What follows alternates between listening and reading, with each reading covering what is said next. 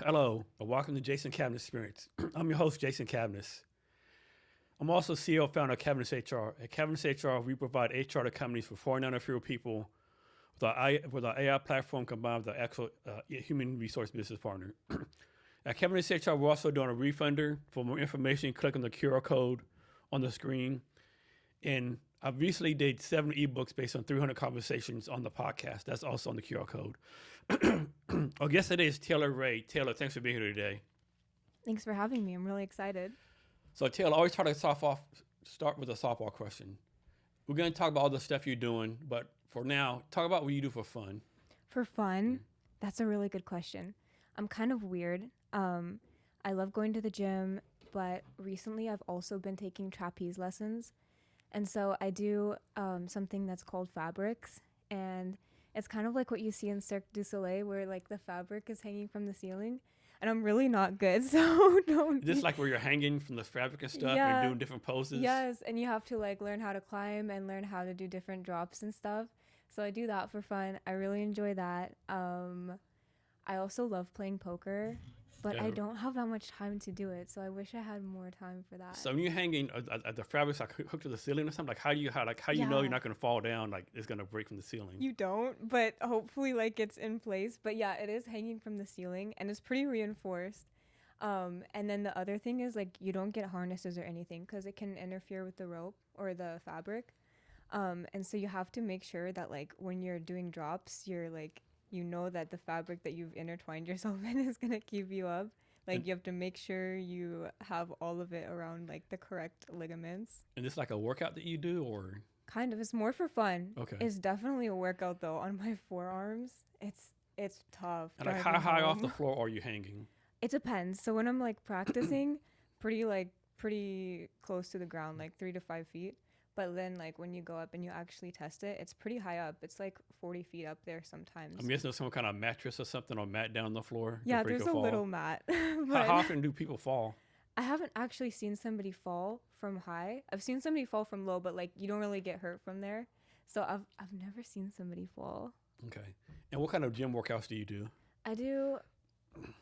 So I'm pretty lean and I'm trying to build muscle right now. So I'm kind of new to that also, but I do a lot of like strength training and I don't do too much cardio, but I'm trying to do more of that. Do you have like a gym you go to? I love Planet Fitness. Okay. Yeah.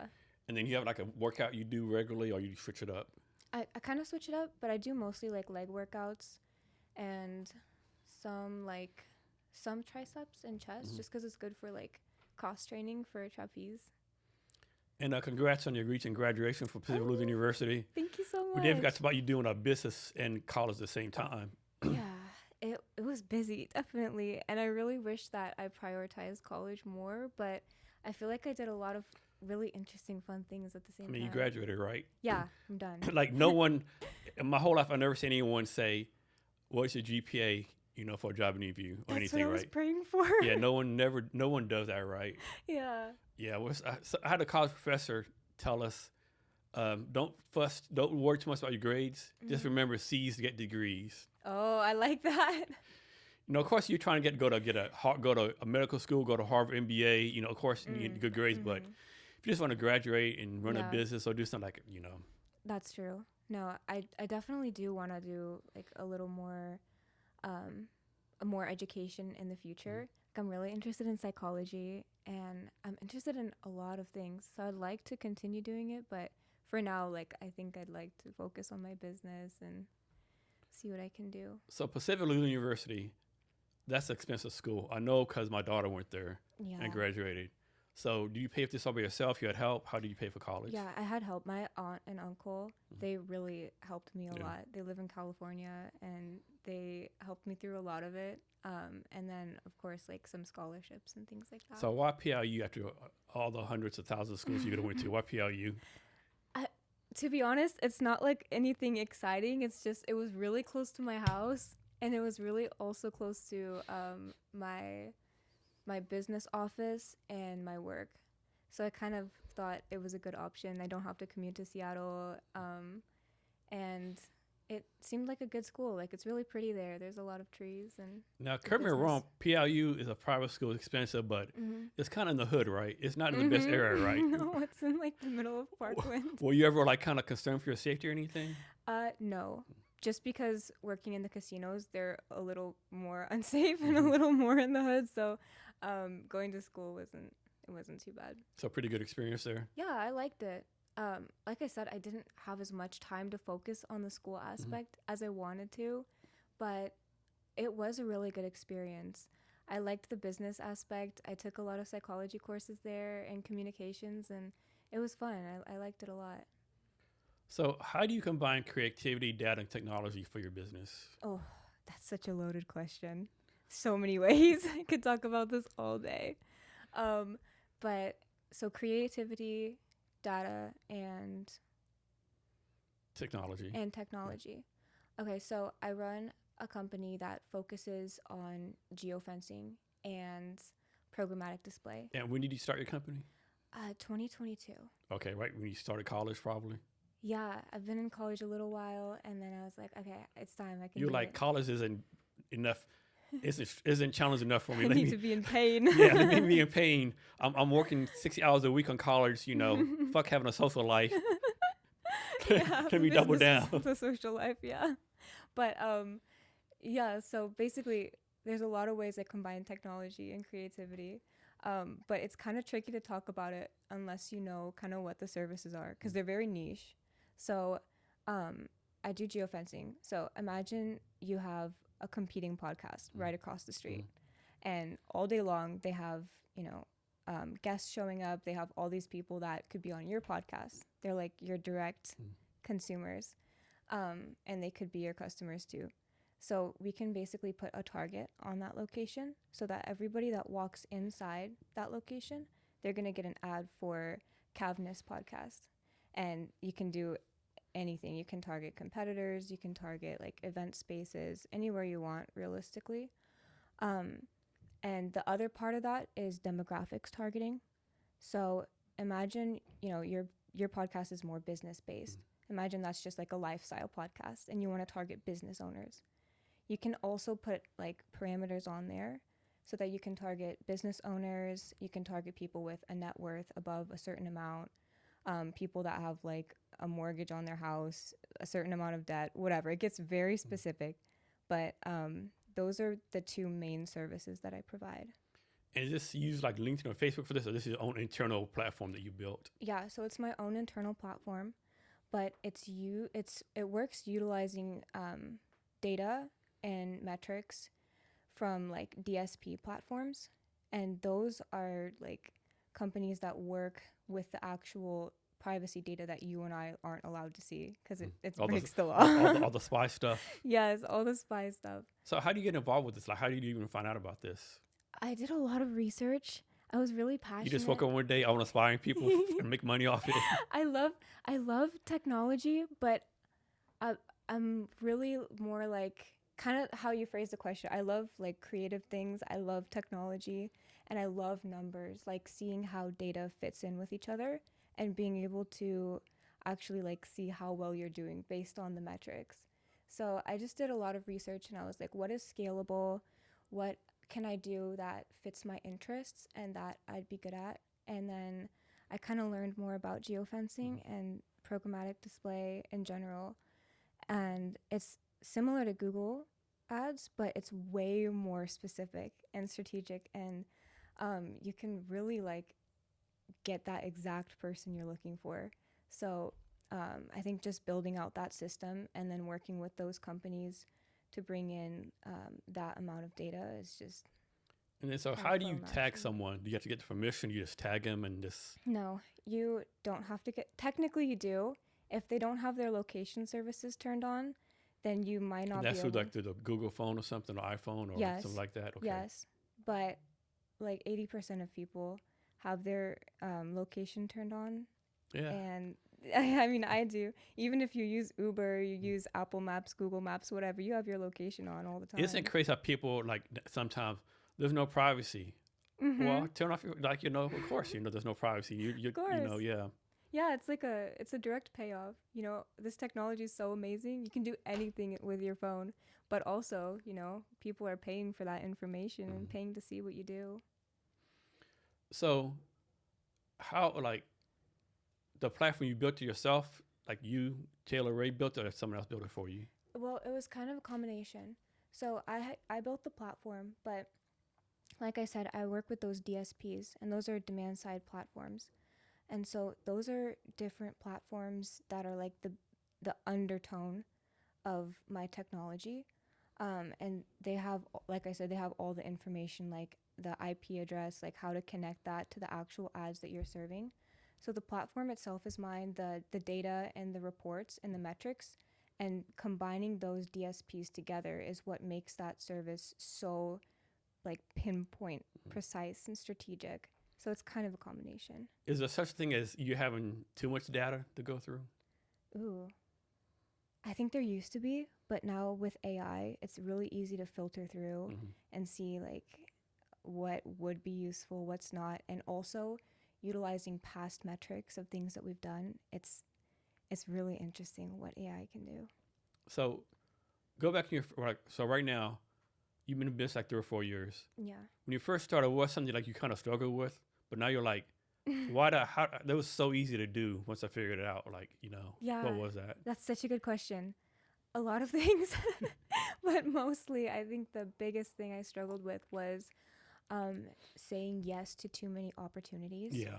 And that really got me like going every which way and not focusing on one service. Yeah. So in the beginning, I focused more on like in person marketing. So I was like, okay, if you need marketing, I can go in person for you and I'll reach out to all these companies. But that's not scalable Hmm. and it's also not that strategic. And you can hire people to do that for you in the company maybe later on. But I think that was my biggest thing that I learned from was if I can't scale it, then it's not going to be profitable long term because I'm going to just get burnt out on it. So you have a marketing company, correct? Yes. So talk about marketing, because there's inbound marketing, outbound marketing, digital marketing, all the different kind of marketings. Do you do all these marketing things, or do you just focus on one type? I can do all those marketing, but my company focuses specifically with geofencing and programmatic, just because it's again it's in my opinion the most pinpointed marketing that you can possibly do, and the results I've seen from it are just so gratifying. So I focus specifically in that section. So one thing I like on your website, you actually have your price on there, which I'm a big fan of people put the price on there, right? I hate Yeah. it like when people call you up email, hey, we want Yes. to sell you so and so. What's your pricing? We got to do a sales call first. Like, I so you know. want me to do a sales call? You say it's affordable, but it might be like $1 million a month. I can't afford that shit. Right. Isn't Why? that just wasting I everyone's just hate time? that shit, right? So I'm really Me glad you have too. that. But if you're pricing, like, how long did it take for you to? Are you still figuring out the right pricing for everything? The pricing's actually pretty easy because ads cost a certain amount.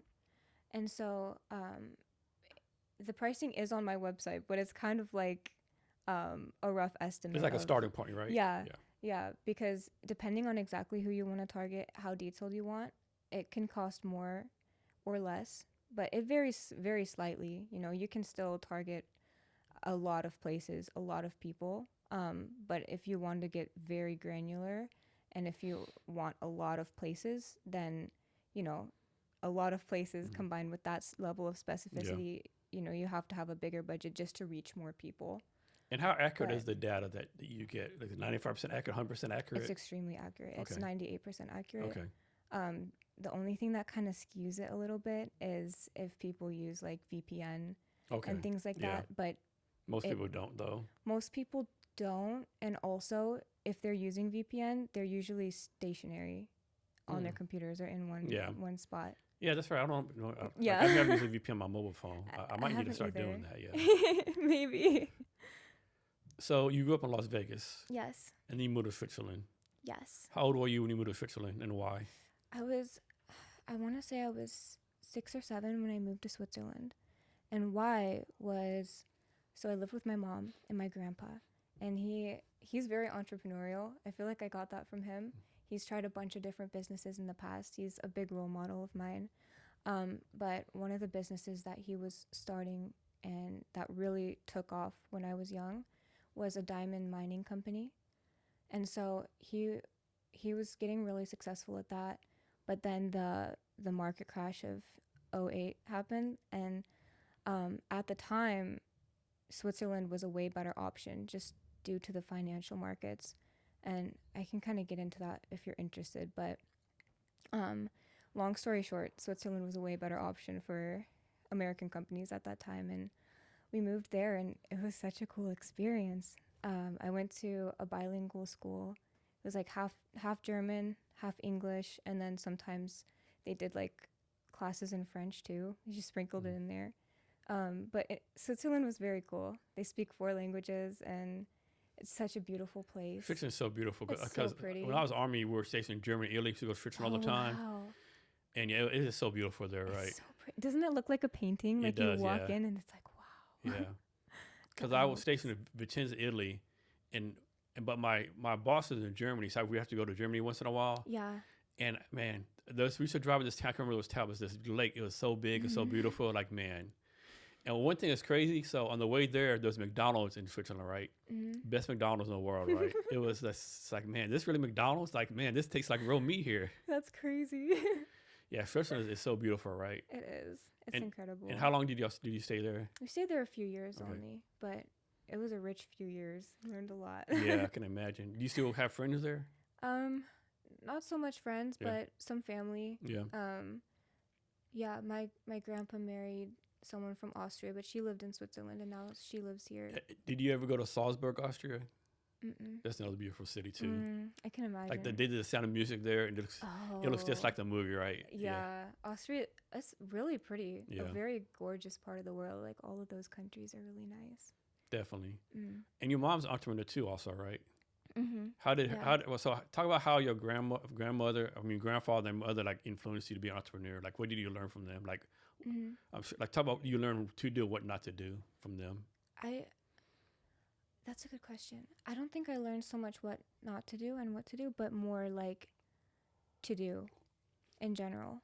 And I saw that and I was like, okay, when I was young, he was very successful, but there was a lot of times where he wasn't, and he's done a bunch of different businesses, like from steel to like soy milk before the whole soy milk boom, and a bunch of different things that some of them worked, some of them didn't work, but I think I saw him when it was really working.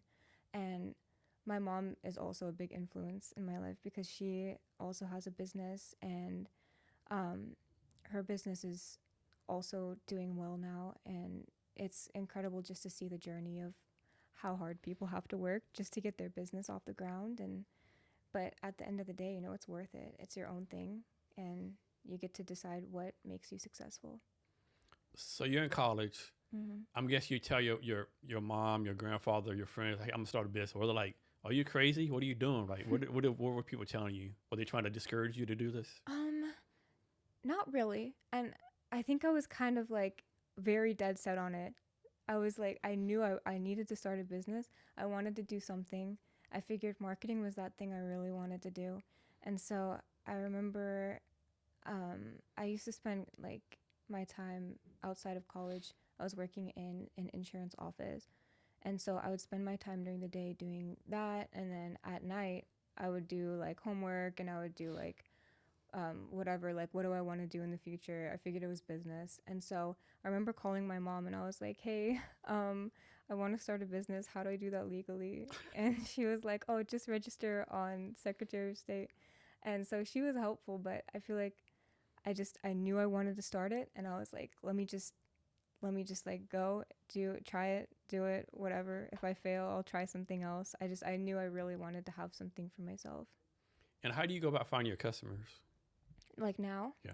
Oh, it's a lot of different ways. Well, first of all, I purchase my own ad services, so I'm constantly running ads. And also, I like working with specific industries and companies that I think are interesting. So sometimes I see an article and I reach out and I'm like, wow, that would be really cool to work with them. So I make a lot of templates of like, hey, I looked at your company, your industry, your site, whatever, and this is what I found interesting, and this is what I think you guys could benefit from.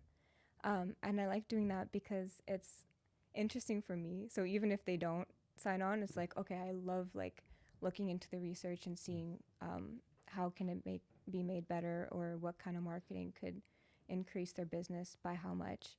So that's another thing that I've really enjoyed doing. And so I think on LinkedIn you have your list of values for a company. Mm-hmm. Can you talk about why you thought it important to come up with those values? Yeah, I think it's very important to have like a structure of how you want to run your company, because I've been in the position where I've lost focus of like what I'm doing. Like for example, when I was saying, if it's not scalable, what are you really doing? And that's a big part that I realized, okay, I need to have company values. I need to know like at the end of the day, where am I going? So I think a few of those are like having that ambition in your mind, like knowing, okay, yes, you're doing the day-to-day stuff, but don't lose sight of the fact that you're still going somewhere and your business should be going somewhere too. So consistently focusing on growth and creativity. I think creativity is very important, especially in marketing, and making sure that you're doing everything you can to get that customer. And then also like resourcefulness.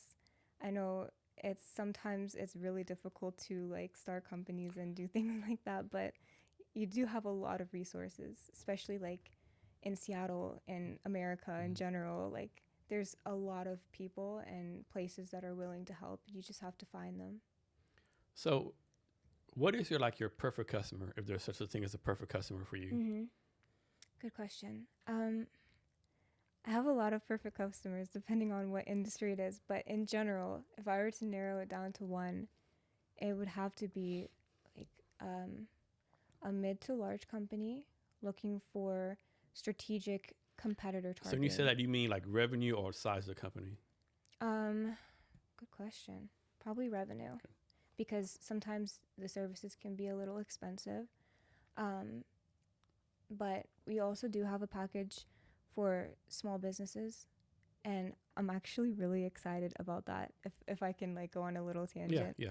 I'm really excited about that, because typically with these services, you have to have like a very big budget, like $20,000 per month, to just in order to like target by location and do programmatic display in general. But with these demand side platforms that I work with, since I have a volume over a specific amount, I was able to get that price down for smaller businesses. So I do have a package that's only $500 a month for like 1 or 2 geofences and demographics. And that's actually worked very well in the past, just to get entrepreneurs' feet wet into like what are the possibilities for strategic targeting.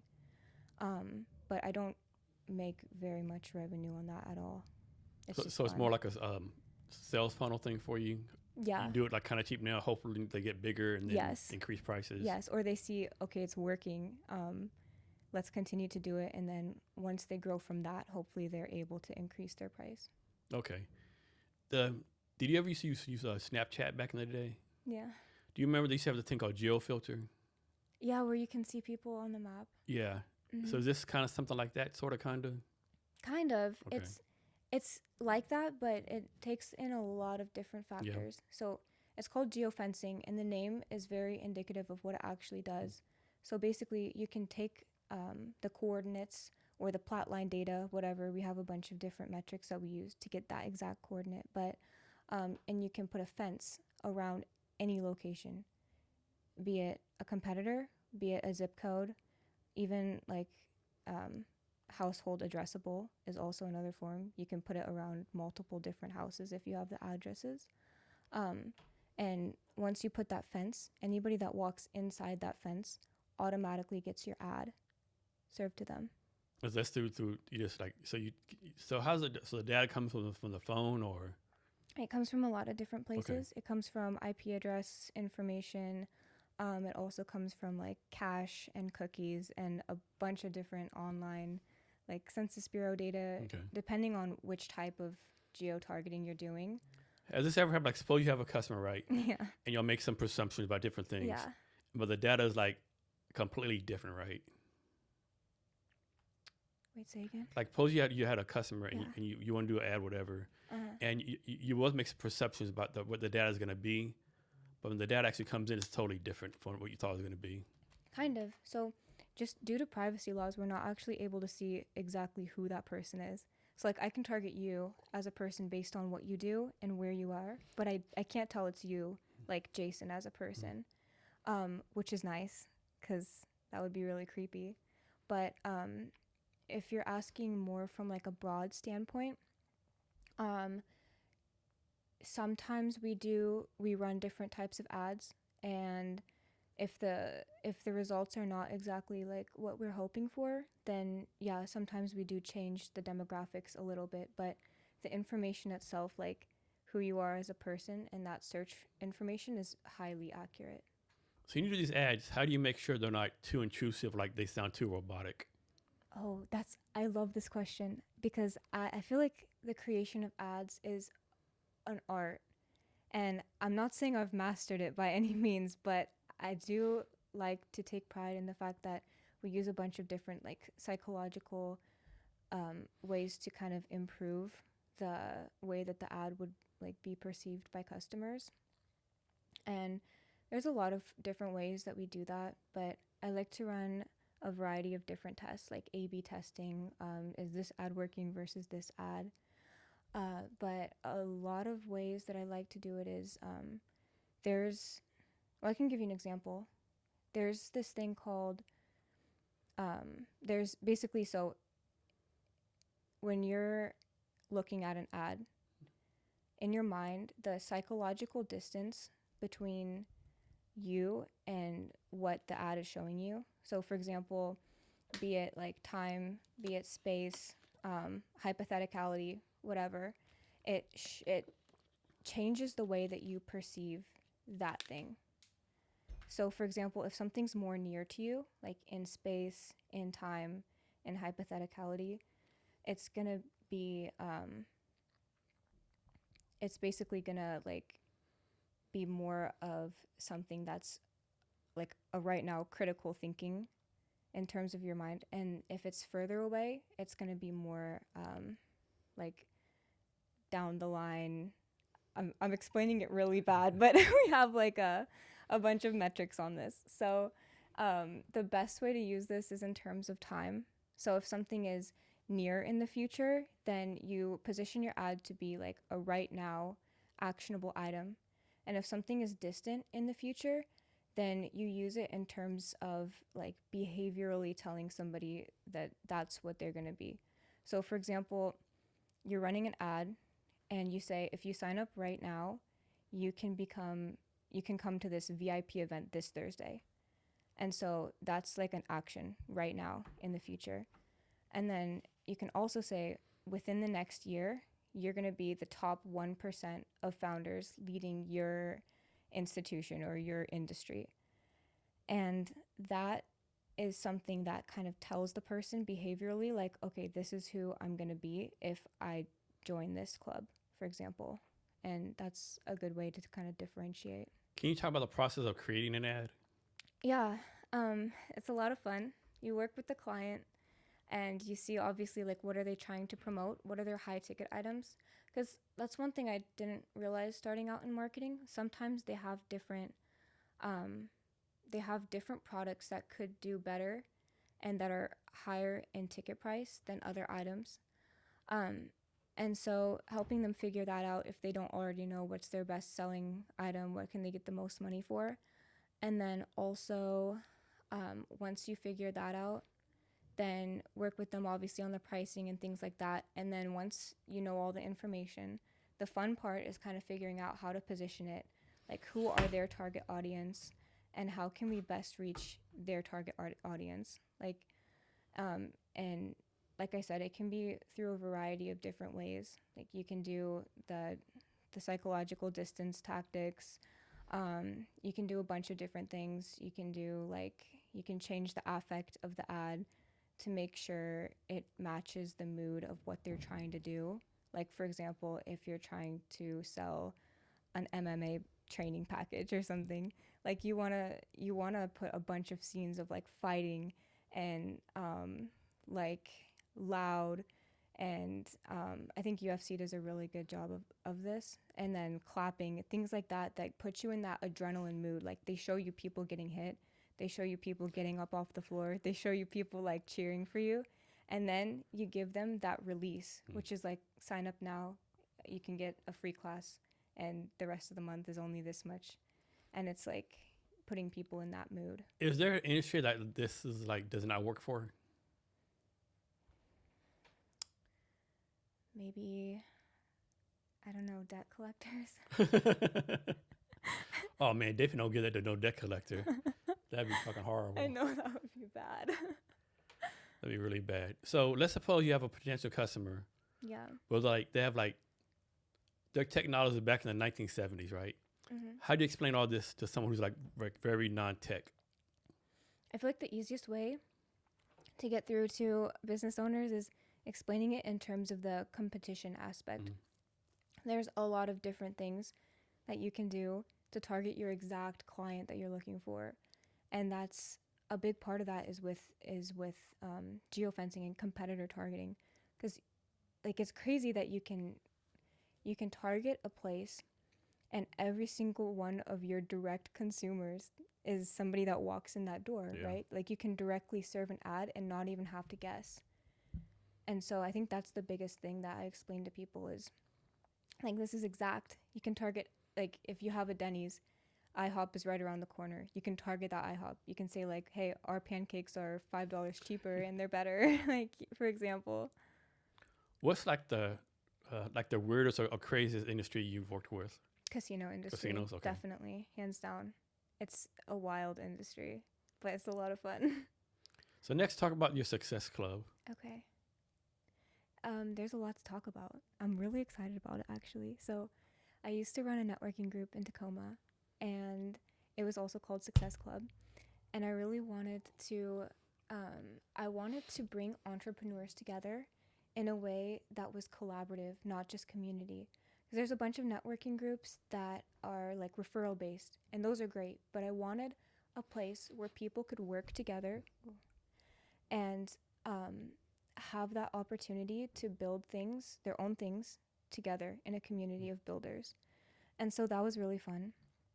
But it wasn't scalable, and I thought that it would be good to introduce it to other places, Seattle, whatever, but I can't be in all those places at once, and then like hiring all that, it just doesn't make sense. So I decided to build an app that has the same ability to connect people. It has events, it has challenges that are built by the community, startup organizations, and the admin, which is us. And it entrepreneurs can get different points for doing different things, but they're all things that are helpful to their business and helpful to them finding other entrepreneurs that are also building things. And there's a magazine, there's articles, so you can get featured in those. And there's also a feature that is an accountability partner aspect. And so if you're struggling to like finish a project, if you're struggling to get your to-do list done, you can input that in and you can match yourself or get matched with another entrepreneur. And basically it takes you through your to-do list and you keep each other accountable from both of your ends of the app. And you get points for finishing those things on your to-do list and with meeting with your. And you do in-person meetings, or is everything virtual? It can be either, as long as they both like click the yes, we met with each other. Okay. But there is a place for virtual meetings in there. And how does someone join your club? So the app is all just about finished. And once it's finished, they're just going to be able to go online, oursuccessclub.com, and they're going to be able to just join for, I think it's $15 a month. And they get access to that whole community. And they also get access to like exclusive startup events and exclusive startup challenges in the area. Okay. So you live somewhere in the middle between Seattle and Tacoma. Yeah. But it seems like you do most of your stuff in Tacoma. Why focus on Tacoma versus where everyone else goes to Seattle? That's a good question. I think it's just because my office was in Tacoma. I built a lot of things in Tacoma, and I feel like when I first started this, I was in Tacoma. And so now I'm more up in the north area. So for marketing and stuff, I focus in Seattle and Bellevue, but I feel like the startup community is just so rich in Tacoma, and I think it'd be a great place to start and just to see as beta how people like the app, what can be changed, what can be better, and and then maybe expand to other places. I'm guessing you do a lot of networking, right? I try to. So what do you think people get wrong about networking? What do you see people doing right, and what do you see people doing wrong as far as networking? Yeah, I feel like the biggest thing is going to events that you're either not ready for or that aren't going to benefit you just for the sake of going. And I feel like I made that mistake a lot of times when I was younger. I would go to like every single event, and some of them were like, "Oh, venture capitalist event," and that's good. That's good for networking, but I was nowhere near a place where I needed that or where I was gonna like talk about my product in a way that was like venture capitalist ready. So it's kind of putting yourself in a position to use up that first impression before you're ready to use it. But yeah. So how do you do this, right? It's how do you like prioritize your day to day? Are you winging it? You have a calendar? You just have a schedule you do? yeah, I have a calendar. I'm pretty strict on my time. I like track where my time is spent for each project, each task. And I get really anxious if I'm not doing something. So I feel like I kind of self-motivate myself in that sense. But also, yes, I do track my time. I have a calendar with like time blocks on it. So like, for example, like 8 a.m. to 10 a.m. I'm working on this, or like I have meetings too. So I just factor that in. So you got your start in casinos, right? Kind of. I got started in insurance actually. Insurance, okay. Yeah. And then I realized that casinos really intrigued me a lot. And Well, you were in Vegas at this time? no, I was here in Washington. Okay. And we moved up to Washington after Switzerland, and then I've been here ever since. So yeah, I was in insurance. I got fascinated with casinos, just fascinated, like the math behind it. And I realized insurance and casinos are very similar in the way that they operate. It's just kind of switched.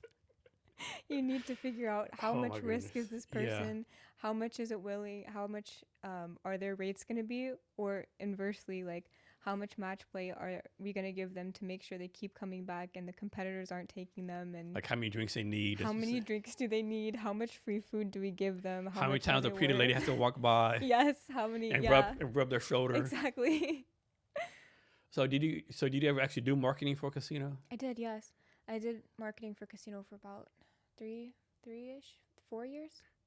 It sounds like you just like you try to find random people who like just got a Social Security check and have them come spend the Social Security check. Yeah, basically. No, it was actually really fun. Like, it was a completely different world from anything that I've done before. And I was so happy that I did it because it was just fascinating. Like, a lot of the things that I learned, like psychologically, how to captivate people in terms of advertisement and different strategies of how to keep people there. It was just, it was so interesting. The casino industry, I think inadvertently they did this, but they're masters in attention, emotion, and suspense. And I learned so much about marketing in general just from the way that the casino industry was structured. Not even the marketing side, just in terms of like how are the games structured? How are the payouts structured? And there's this thing called variable reward structure, and that's basically the payout frequency in slot machines and different games like blackjack and baccarat. But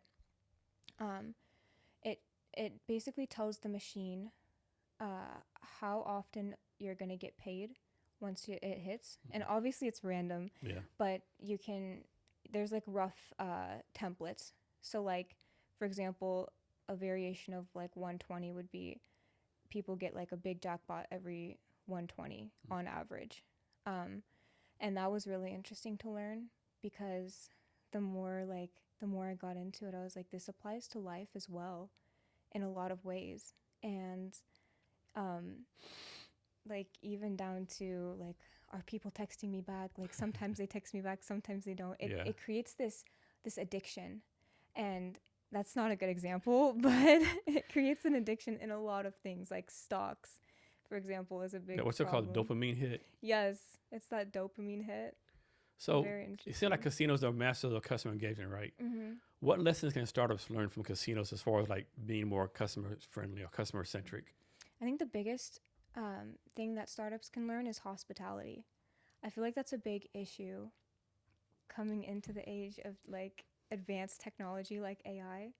I don't know. I feel like hospitality has been going downhill pretty fast. And I think there's a huge place for hospitality in any industry. That's a big thing I learned is like making people feel comfortable, making them feel like this is who they are. Like, for example, you walk into a casino, if people make you feel like poor and like not exciting, you're not going to want to go back. But it's nothing to do with the casino. It has to do with like how you feel. So you have to make every person feel special, every person feel like they're on top of the world. And I think that's very important with startups too. Like every business, if you're B2B, that is, or every person, brings something unique to the table, and making sure that they know that unique thing that they're bringing, and that you position the person that you're working with as a client to know that they need to feel that as well, and they need to know that they're important. It helps with customer retention a lot. Yeah, I think this is the worst, right? You go to a restaurant, there's like 4 people at the counter, and they're like, use a kiosk. And like, you're right, you can't. I mean, no, you gotta use a kiosk. Yeah, they're like standing there. And then they want to, you. and then they want to fucking tip. Yeah. It's the fucking worst. Like, what do you mean? And like, what? I walk in, I just leave. Like, I'm no. No. It's so fucking horrible. It is. So, how long you been playing poker? I've been playing poker since I was a kid, but Your grandfather not taught like you?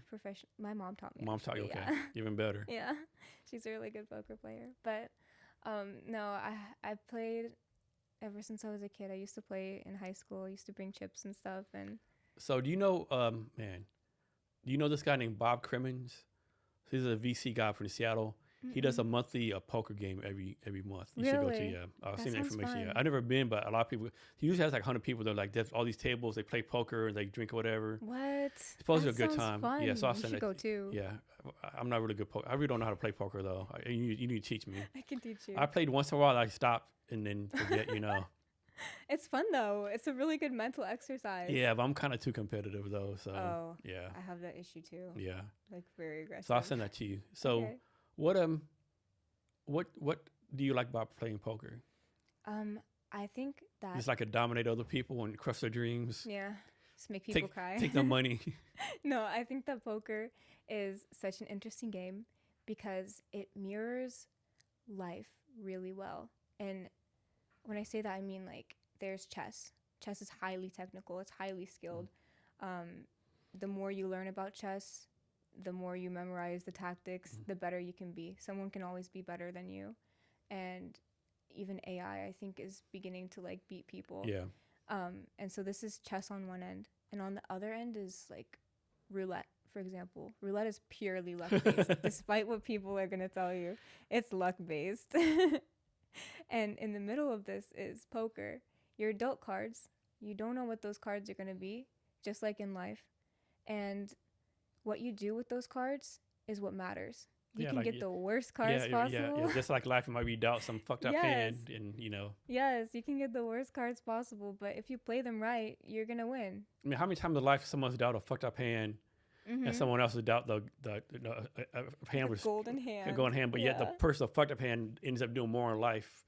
That's true. Yeah, that's true. It happens a lot. I think it depends on how you play your cards and what strategies you use, how you read people, and how far you're willing to go. And I just love that aspect about it. I feel like there's so much you can learn from poker to apply to how you live like your life. And how often do you play? I don't play that often anymore, unfortunately. No. But I would love to. I used to play more when I was in the casino industry. I think with poker too, like you just can't play poker with everyone, right? You got to have like a good set of friends, like. Yeah. Of course, you play with some random people once in a while, but it's like when you go golfing, right? Do you really want to spend 8 hours on a golf course with people you don't fucking like, right?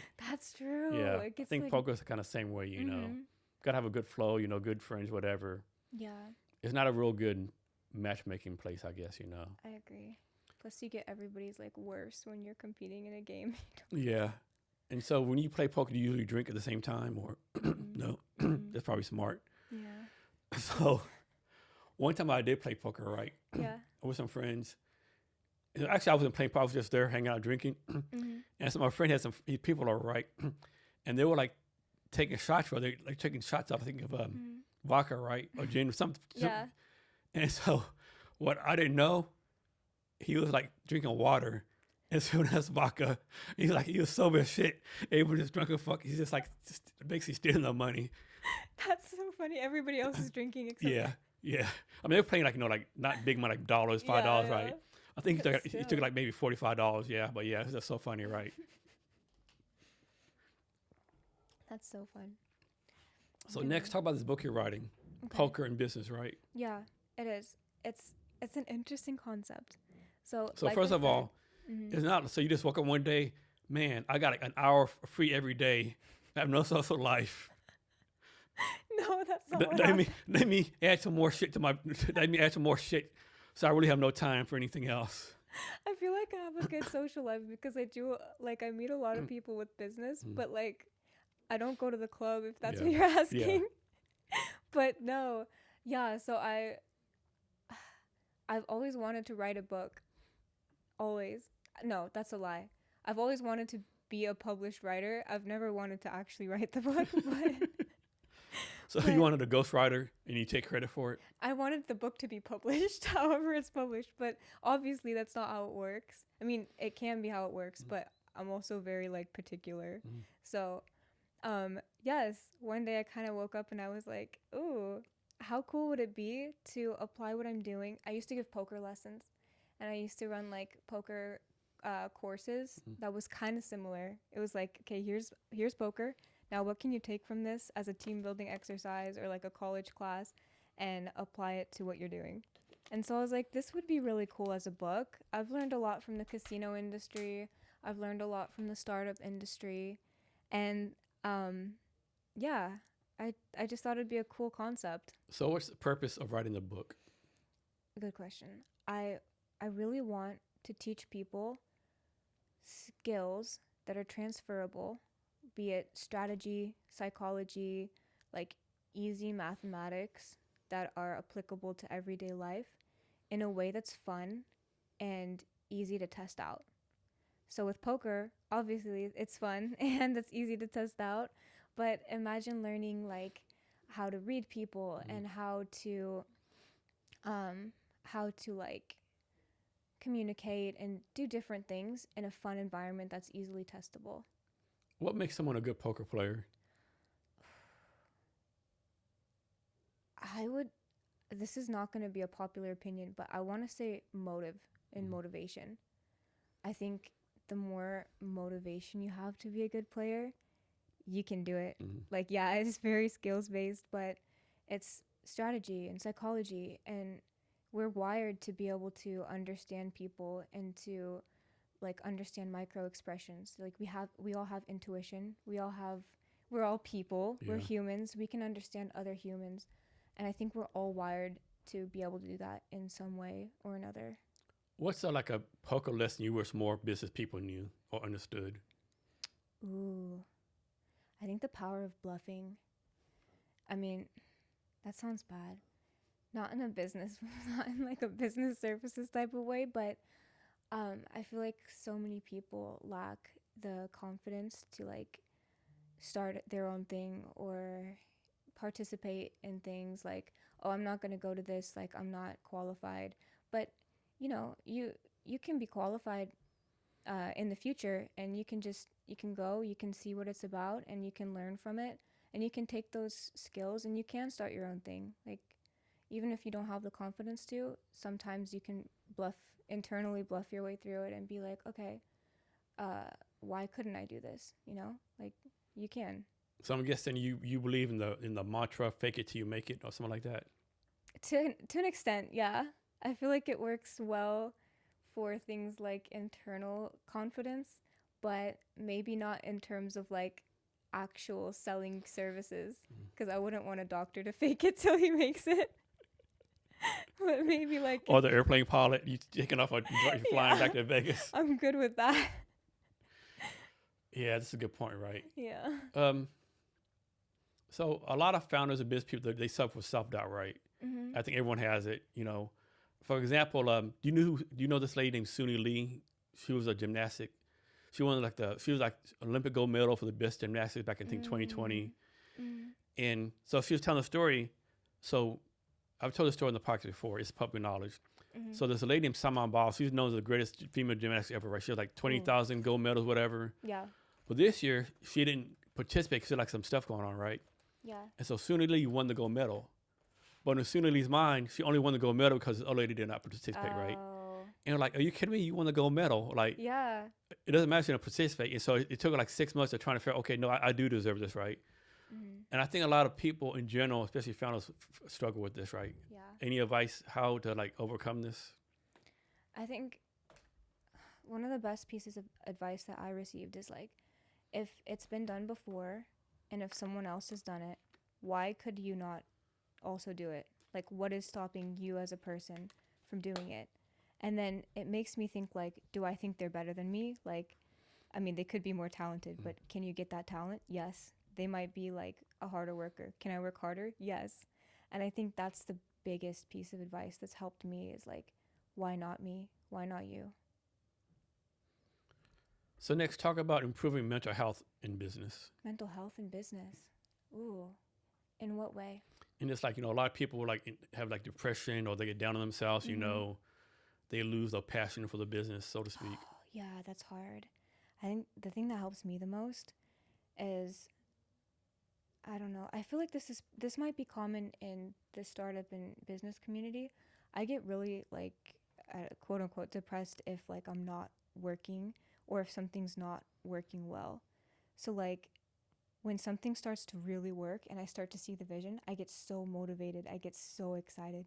But I think there's a way to maybe balance that out in terms of, yeah, something might not be working, but maybe do something that you're good at that week, or like go to the gym, let some energy out, do something that you are good at, that you know that you can, or do something that gives you adrenaline, and then come back and continue on. So back to your schedule, like, do you work like 9 to 5 every day, 80 hours a week? Do you take a certain day off the week? How do you do that? No, I aim for 10 hours every day, and then I fit in like regular life and stuff in there. But I don't take any days off. I don't want to.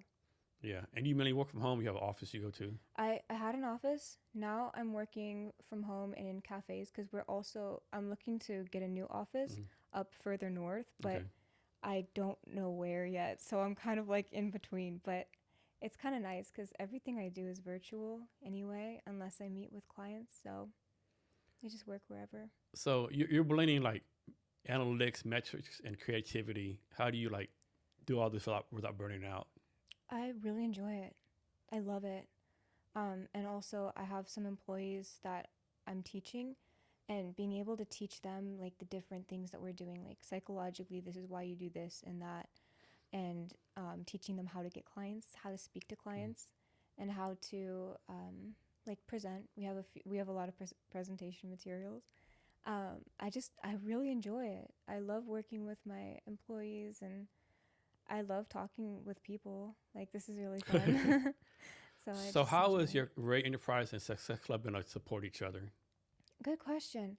I think my ultimate goal with Rae Enterprise, being a marketing company, is to make it so that I'm so confident in it that I use it for my own companies. And so that's kind of how it is now. Like, I do purchase my own ads, and it makes me happy to be able to purchase my own ads because I'm like, okay, I built this, like, it's working. I can see all the data, all the metrics. And that's one way that I can help Success Club with Rae Enterprise. And then also, I'd love to purchase my own Success Club subscription. So next, AI. Yeah. Is AI going to take away all the marketing jobs?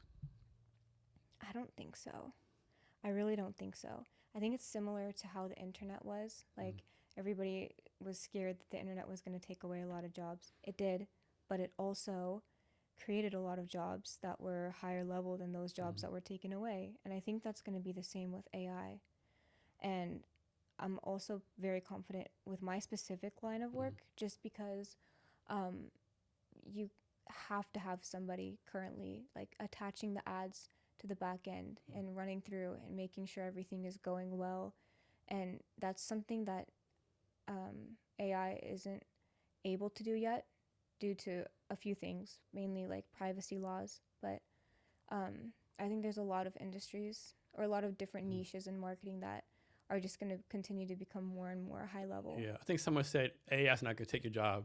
The person who uses AI is going to take your job. That's true. That's a good point. Just makes everything so much easier. So do you have a personal definition of success for yourself?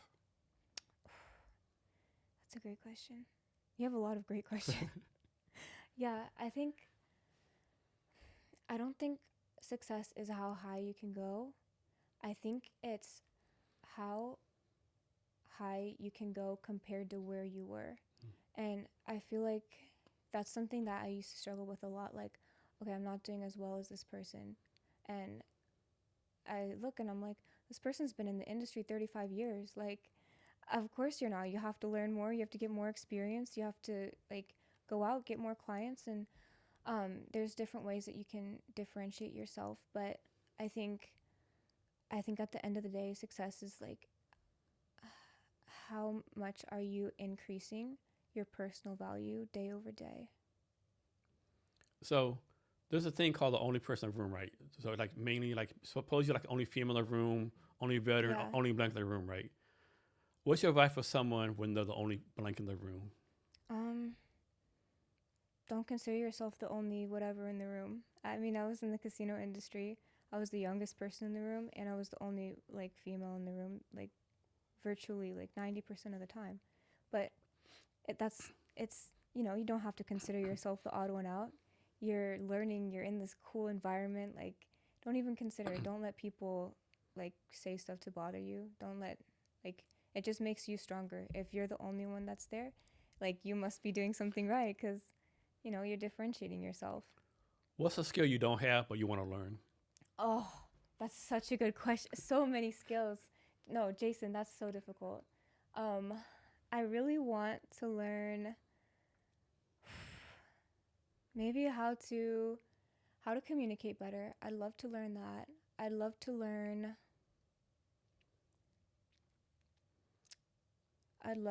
how to run faster, but I know that's not like a business skill. I'd love to Could be any skill.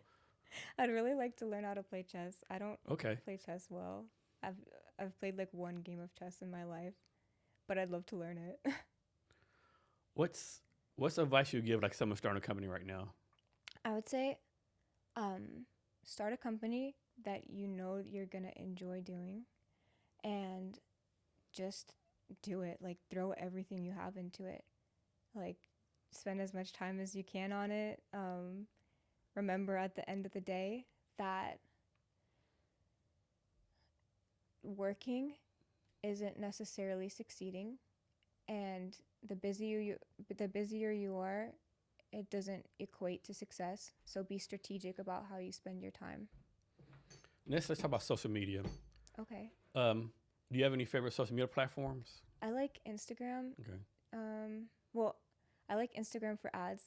I like LinkedIn for scrolling. Okay. What's your take on paid ads? I think paid ads are excellent. I think they're great. Especially, it depends on the industry, but certain types of paid ads work really well on social media that might not work for like geofencing, for example. And I think it's great. And so I'm guessing paid ads like paid ads on Instagram. Of course, Instagram and the Facebook's the same. Yeah. But it's like LinkedIn, Reddit, Google, all that's basically the same concept. No, not in my opinion, no. I think there's a lot of places we could go with this, but I think there's a certain mindset that people are constantly in, and that changes from time to time. There's like a generalized, like, peripheral view And then there's a central view. And so the peripheral view is like just glancing, like you're on autopilot. You're just kind of scrolling. And so that's more of like a TikTok or Instagram mentality, where you're just, it's been a long day. I just want to mindlessly scroll.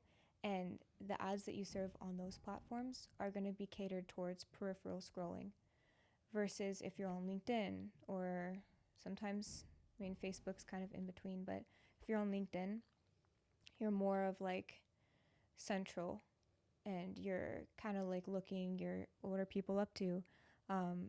Like you notice the ads the posts are always like detailed and you'll read the writing, like you're in more of like a present state of mind. And so your ads should be structured more towards that. So what's your take on how many times a day you should post on social media? Ooh, that's a great question. It depends on which platform. I think 5 times a day is good if you want views. I think you post a really good amount during the day. I've noticed that actually. But 5 times a day throughout like structured periods, like, 10 a.m., 12, 2, 4. Yeah, I know some people say like don't post too much, only post one time a day. My thing is like, if I only post one time a day, like it's all this stuff's out there, right? Like what's the chance of seeing with this when my one random post through billions of people posting, right? Yeah. No, I agree with you. I think, if you post too much, you might lose some people, but also the algorithm's built in a really in a way that optimizes engagement for your users. So they're not going to show you like, oh, Jason Cavness, no. like they're going to spread it out. Yeah. So it's like just people seeing what you've done throughout. And with LinkedIn, like everyone talks about what the algorithm does, right? Example for you, like I think I post a lot of good content, right? You do. Sometimes I get good views, and I don't.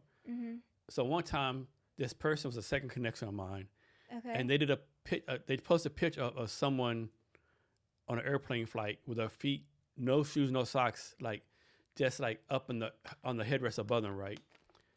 And so I made a comment, hey, I have a friend who's a flight attendant, and she told me at least once a flight, someone goes from the seat to the bathroom with no socks on, right? That comment got like 255,000 impressions. No, that's crazy. I'm like, what the fuck, right? It's crazy. Some random bullshit comment. Yeah. I would jump off of the plane if somebody's feet were. Ooh. Yeah. Let me fix that. Broke it. Sorry.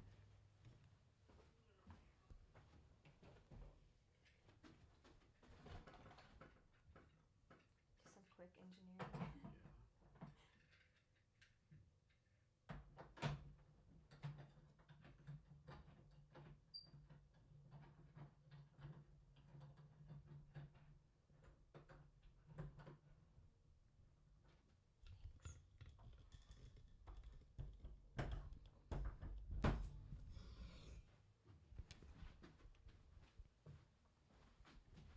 Yeah, so one comment got like hundreds of thousands of views, right? So yeah, it was crazy. Let me go do it again.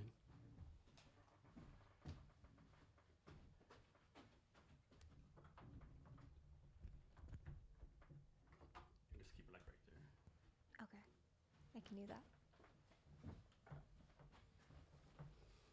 Yeah, but there's a lot of content out there. Like I stroll on TikTok probably too much, It's hard not to. It's crazy, like the way that it's structured is so hypnotic. And the thing I like about TikTok is like there's people don't know this, but on your top has like For You following. There's actually a stem feed you can follow, right? A stem feed? Stem field, yeah. Let me show you. Yeah, show me. I don't have TikTok. That's bad as like a marketer, but I'll check on my parking while you're doing that. Yeah, so that's a stem thing you can follow right here. Oh, cool. And then like you click stem, all this like science stuff comes up. People teaching all kind of different things. Yeah. That's cool. I didn't know that. Yeah. I've actually like never used TikTok. I've never had it. No. So Instagrams you go to? Yeah, Instagram's my go-to, but I don't spend time scrolling anymore just because it's so distracting. It is, yeah. I gotta do better, yeah. What's your take on Facebook? Facebook is nice for ads. it might be like a generational thing. I hate scrolling on Facebook. I never. It's so much But trash on there. Yeah. it's so weird. The structure It's so is weird. political. At least It my feed's is, so yeah. political. People complaining like, "Fuck Trump, fuck Biden, fuck this, fuck I that." know. It's like, can we just Can you it's be a long happy? day. Can you be happy on one relax. thing? I know. Like, damn. Let's just agree on something. I'm Yeah. just getting new parking real quick, but Okay. I'm listening. No worries. No worries. But yeah, and I think the other thing that's interesting with social media is the way that it's structured. I don't know if this is intentional, but when you're scrolling, you see like something that's like really funny, and then something that's like really sad, and then something that's like politically charged, and then you see an ad, and it's like, that's one way that like a bunch of different stimulating emotions and a bunch of like intersecting like hormones and chemicals in your brain. That's one way that really works to stimulate you to agree to something. Yeah. And so that's a tactic that I think they use a lot in like. It's very addictive. Like I follow this one lady on TikTok. I think she's in high school, college, like she's a real young lady. Yeah. But her thing is she tells dad jokes, right? Okay. And it is so funny, right? Okay. It is so funny. Like one joke she had, what did the Scarecrow win an award for? Being outstanding in the field. That's crazy. Another one she said was, did you know diarrhea was hereditary? Because it runs in your genes. No. So shit like that, right? No. Yeah. That's funny. But her delivery is just so like deadpan, like dead on, right? Yeah. That's hilarious. Okay, I'm good. Cool. So what do you see as a future for your company? Which one? Let's say the Rae Enterprises. Okay, I'm actually really excited about this too. I feel like I've been saying that this whole podcast, but so I do a lot of work with ads. Obviously, I do a lot of work with location targeting, and I feel like I have the strategy down, and it's pretty automated. I do have people that I'm training and things like that, but other than that, it's very automated. I have people to connect it on the back end. So my next big thing that I'm working on is I really want to do like ad research. So there's a bunch of like A/B testing out there, and there's a lot of companies that do it, but there's not a lot of research as to like which specific ads did better. And there is like information on, oh, you should do this to get more engagement, you should do that. But I really want to start with like the client's permission, publishing like studies on this ad versus this ad, like what's the CTR on this ad versus that, and what were the measurements, and just to continue to like grow from there. So back to your book. Have you started writing or are you writing the book right now? Yes, I have. I have a draft, and it's like 312 pages. So you've done 312 pages already? I've done 312 pages. So talk about the process of that. Like, did you like wake up every day and like block 2 hours a day to like write, or you just like write when you have the creative juices flowing? Talk about that. I used to write in class when I was in college, and so that's bad. But I used to write, so I would have a lot of time during the day when I was at college, because all my classes were like Tuesday, Thursday. So I was like, okay, 7 hours Tuesday, 7 hours Thursday, I can get some work done. And so, yeah, I would just research different things. And there's a bunch in my book about like psychology. And then there's like a section of like napkin math. That's like, and so I was like looking into what are the different poker equations, because I know those. Yeah. And then the marketing equations and how to connect them. And then strategy as well. Like I love all those books that are like Art of War, like Robert Greene. And there's a lot of that can be applied to poker and in life and in business. And I was just thinking to myself, like, how can we apply something like business and life motivated to a game that you can go and you can learn and you can like go practice a game of poker and you can be like, oh, okay, I've mastered this, and that. And now it's like applicable to my business. And you're going to put this on Amazon? I'm going to... I'll publish it. I think I'm going to publish it through a publisher. Okay. Just because, I don't know that much about publishing and I don't want to. And do you have an editor or are you editing yourself? Yeah, I have an editor and I have a book coach, but I had a book coach. I haven't met with her for a while because I haven't been focusing on it. I should be, but Do you have a goal when you want to push it out, so to speak? yeah, I really want to push it out next year. Okay. Like next year before the end is up. The end of the year is up. And this book's like a passion project for you? Is it going to be like a sales funnel for your other businesses? Ooh, that's a good point. I mean, it could be a sales funnel, but I'm thinking of it more of like a passion project. And it just ties into how interesting I find like. But in your book, you're talking about poker, startups, business, marketing, how it ties together, right? Some kind of way. Yeah. There is a section for marketing, but it's very applicable to any type of business because you can take those equations and you can apply it to like marketing. Mm-hmm. So like I do have a marketing section with all the marketing equations, and it makes it easy to like in real time, what would the cost of this be, or like what would the outcome of this ad be versus this ad. And I gave a presentation to a marketing class, like a college class, and they found it really applicable. And it was cool because I took like a real world example from one of my ads, from two of my ads. One did really well, one didn't. And you could apply the equations that were the same ones as poker. And playing poker, you have to get really good at like going through those equations really fast. And so if you practice that in poker, then when you're in a business setting, you're going to be really good at going through those equations really fast. You just plug in different numbers. So if you're good at math, you might be a better poker player? Yeah. Okay. You might be, but also that can be trained. Math is very like, I think it's the language of logic, and it can be trained in anyone that has like logical capabilities. So back in networking, right? Yeah. So you already talked about somebody, like, let's suppose like you get an email from someone with 20 potential networking events to go to. How do you pick the one you want to go to? I think networking events, like I was telling you earlier, I feel like I've gotten over the hurdle of like going to useless events that I don't think I'll gain from. But I feel like I can always meet somebody new. So I kind of just go and I'm like, if there's an attendees list available, I love attendees lists so much because you can do your research. You can be like, okay, these are my talking points. But kind of just based on what it is, like AI week is coming up. Yeah. And this week actually. Yeah, it is. It is. I'm really excited. I'm going to some events like on Wednesday and Thursday, I think. What event are you going to on Wednesday? Ooh, I'd have to check. Okay. Let me check. Yeah. I'm going to a few in Seattle, and then there's this coding event in Bellevue that I'm so excited for because it's probably going to help a lot for my app. Yeah, I'm supposed to go to this creators event on Wednesday down in Magnolia. Ooh.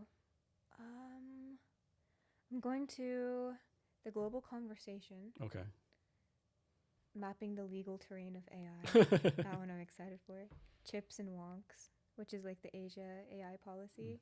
And then the AI masterclass on coding. Cool. I'm so excited. Cool. Are you going to any other ones?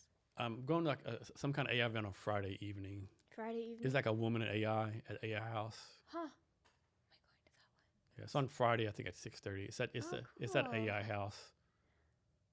I don't think I'm going to that one. Yeah, I think this lady named Lindy Tariff is hosting it. Oh, cool. It's like an all-female AI panel or something like that. The thing about Seattle, you could actually go to, like you said, you go to a networking event every day of the week, right? But is it like really good use of your time, right? Yeah. I made the same mistake you did, right? Everyone can be HR customer. Let me go to this, let me go to that. Yeah. True. Yeah. Because you do have your HR company that you're working on. How's it going? Could be better. Could be better, yeah. Yeah. Always. Yeah. So how do you keep so focused? Oh, I feel like I don't. I feel like I could be way better at focus, but we all could. I think the biggest way that I do stay focused, like working and making sure that I finish everything I need to do, is just I'm very motivated to. So I'm gonna say her name wrong, but Jiang Nijin from William, I think the Jiang. Yeah, Jiang she said Taylor is super hardworking. I don't even think she sleeps. That is so sweet. Did she say that? Yeah. When did she say that? On the comment section. Oh, really? Yeah. I love Jiang. She's so nice. Yeah. So when you find yourself like in a rut, how do you get out of your rut? I hate to be basic, But again, I'm going to say it again. I think motivation is like not even motivation, like discipline. Cuz you can be motivated and then your project goes bad. I think having like the discipline to be like at the end of the day, do you know what you want to do? Yeah. Are you going to let this one thing like stop you from making this much money? Yeah, I've heard No. someone say like motivation is fake, discipline is real. Yeah, I like that. I like that. I think discipline is like such an incredible skill that I'm still trying to master. And how many people you have working for you? I have a data team that connects my apps and they're outsourced. So it depends if you count them. Okay. Let me rephrase the question. How many people are involved with your company? Okay, that's a great question. 6. And like, how did you find these people? Like, first of all, how do you find them? And then how do you make sure you bring on the right type of people, right? Yeah, that's a great question. So, my favorite thing to do with onboarding is get interns that are really eager and interested to learn marketing, because the type of marketing I do is very niche. And so it's likely that they know about like overall marketing, but they've never worked in that industry. And so I have this extensive training program, and they go through this training program. They learn about like all of my services, how they fit in with the customers, and then I give them material. So I think that's my favorite thing to do. I love working with people that are motivated, that are excited to learn. And then as for the data side of things, they're kind of experts in their field. And so they do have jobs, but they also have time to do the outsource work with me. And so client to client, they help me connect the ads to the platforms and make sure that it's tested so that it goes to the exact correct demographic. So when doing ads, like Yeah. what's a good money a month? So someone start like maybe $5 a day, $100 a day. It depends what platform. Okay. I think for social media, I'm really biased toward this. I used to have a good budget for like the casino and stuff. But I guess maybe $50 a day Okay. if you're a medium-sized business. If you have money to spend, Yeah. I'd recommend like $500 a day. Okay. But obviously that's like best case scenario. Yeah. For geofencing and targeted ads that are like reaching your exact client, those are highly likely to succeed because you're getting your exact, and it's very in funnel. You can be like very low on the like low on the funnel, like they're ready to buy in market. So that's more expensive. That's like I want to say for Tacoma, it's like around $1,500 a month for like medium-sized businesses, but it can go anywhere up. So to for a like, business owner, let's say a business owner spends that $1,500. What should Yeah. their expected ROI be? Like if they spend $1,500, they should make 5,000, 3,000. it really depends on how much their products go for. It's tricky to say because like you could be selling either like caffeine pods, or you could be, which are like I don't know, $5 a piece, or you could be selling like cars. And cars are obviously, you get a lot more for those. So it really depends. And do you have a favorite industry to work with? I really like working with the car dealership industry, and I like working with the casinos too. I like working with the casinos because they're interesting, and it's so fun to target other like casinos, and it's also fun to like create the promotions because it's not technically a product, and it's not even technically, I guess it is a service, right? But you can do a lot of different things. Like we have a VIP party, and you can like make an ad towards that, or it can be like we have enjoy like $500 on us, and it can be free play to play at the table. It can be like a new member promo. It can be like a we want to take you from this casino promo. It can be like free drinks. It can be catered towards people that have never gambled before in their life, anyone. And so that one's really fun for me. And car dealerships are interesting because it works really well for car dealerships. I can imagine. You know, you have a Toyota dealership, Yeah. you can target easily, you can just target across the street at like the Honda dealership. Yeah. And they're all in market buyers, you know? You can, every single person that walks inside that Honda dealership, it's going to get an ad saying like, hey, we have this for sale, this for sale. You can target like college kids. You can target by age. Say like, we have this college deal if you come over across the street. You can target by like retirees. You can give like veteran discounts. You can do anything. So you know how like you do an email campaign and someone unsubscribes or like whatever? Yeah. Can someone do that with this, what you're doing? Can someone like unsubscribe or something? No. No? That's Okay. what makes it so fun. Okay. They continue to get the ads, in fact, over a course of... Why am I getting these ads? I know. And I like that because, you know, I'm sure you've heard that adage that like people buy on average after seeing your ad like 7 times. Yeah.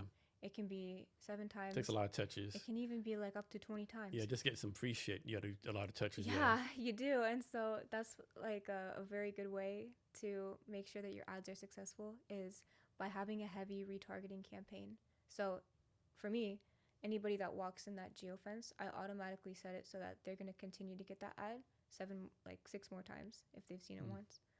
And then for startups and businesses in general, I think it's really good for them to understand that. And if they're running their own ads, like don't get discouraged after you run it for a week and no one's seen it. Yeah, exactly right. Yeah. And so what kind of filters do you set up for these ads? I'm sure it depends on the business, right? It depends on the business, but I think one that works really well is like filtering by net worth and filtering by businesses owned, because that gets you really good opportunities sometimes. Can you filter on like on height, like left-handed, right-handed, anything like that? You know, you can filter by really specific demographics. Okay. Yeah, like suppose you're selling like left-handed tennis rackets. Yes, yeah, you can actually. That's you fucking. can filter That's by like. that's insane and crazy and fucking scary. I know, it's crazy. Like because it goes off of a lot of things, including like your past buying habits. Yeah. So like there's left-handed scissors. Say they bought left-handed scissors. Okay, I've got you. Yeah. But like if they have like 3 cats and like a second mortgage taken out on their house and they like boats, you can filter by anything. It's crazy. That is crazy. Virtually anything. So since you have all this like experience in casinos, right, marketing, whatever, could you go to a casino today and like pretty much swipe them out and like win everything? I mean, I don't want to say that because you would have an advantage though, right? I think I have an advantage because I know which games have like the highest percentage of win for the customer. Like, for example, I would recommend if you want to win to go play Baccarat. It's like the easiest way to, it's like very close to like 50-50 compared to the other ones. And if you're betting on roulette, don't bet all those numbers. Like bet black or red only, 50-50 chance. Yeah. So here's one for you. And I have no idea what the answer is. Okay, I'm excited. Can you tell us like the top 10 poker players? Oh. Probably not. Okay. I don't but know I can guess. Okay. Yeah, guess. Or just thought some random names. I love Phil Ivey. I think he's a great poker player. Daniel Negreanu, he's amazing. I've watched both of their master classes on the Masterclass app, and they're both so good. I like Phil Hellmuth is good too. He's got a temper though. Let's see. There's a lot of good ones. I kind of follow the not the lesser known. They're pretty well known, but I like watching the ones that are like coming up in this age because it's so different. Like there's this one Eric Person. I used to work for him actually. He owns casinos, and he is so funny. He's so entertaining to watch. I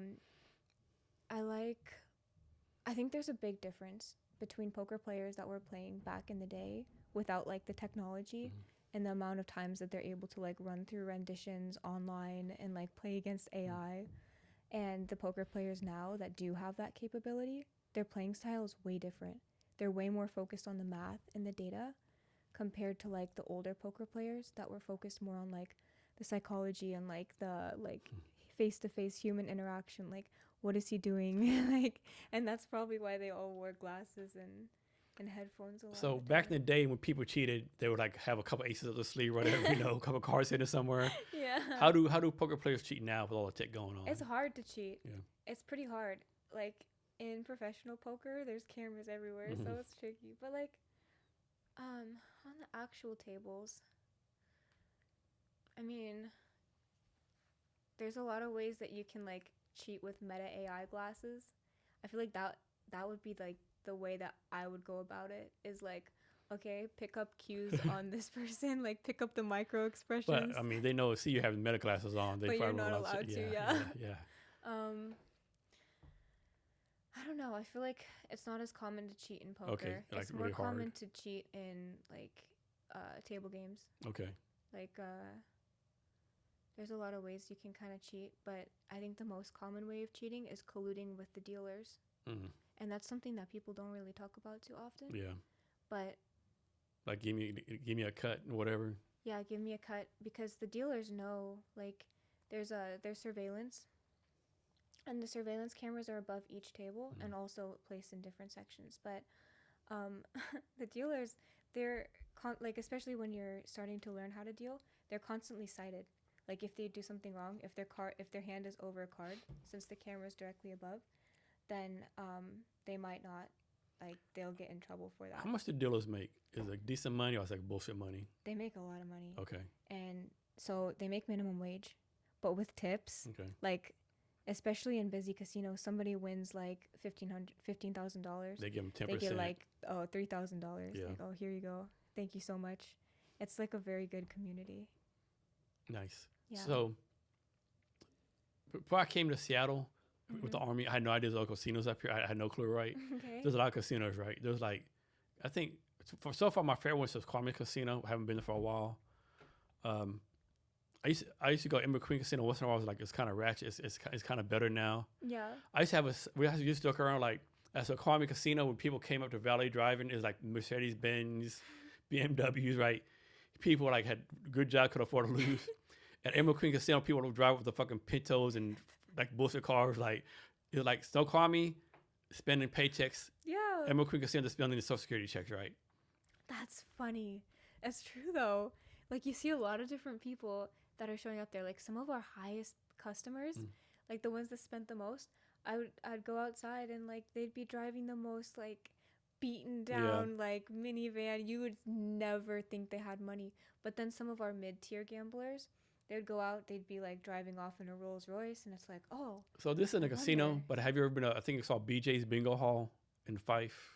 I've driven past. I've never been inside. So it's a bingo hall, right? And they have a really good cigar bar. I'll go to once in a while, right? Okay. So me and a friend there one time, right? Yeah. Karina, and we're like, it was like a Tuesday. Like, man, there's a lot of, lack of a better term, a lot of like older people here, right? What's going on, right? It's like Tuesday, 5 p.m. I said, oh shit, it's a first. Everyone got the Social Security checks.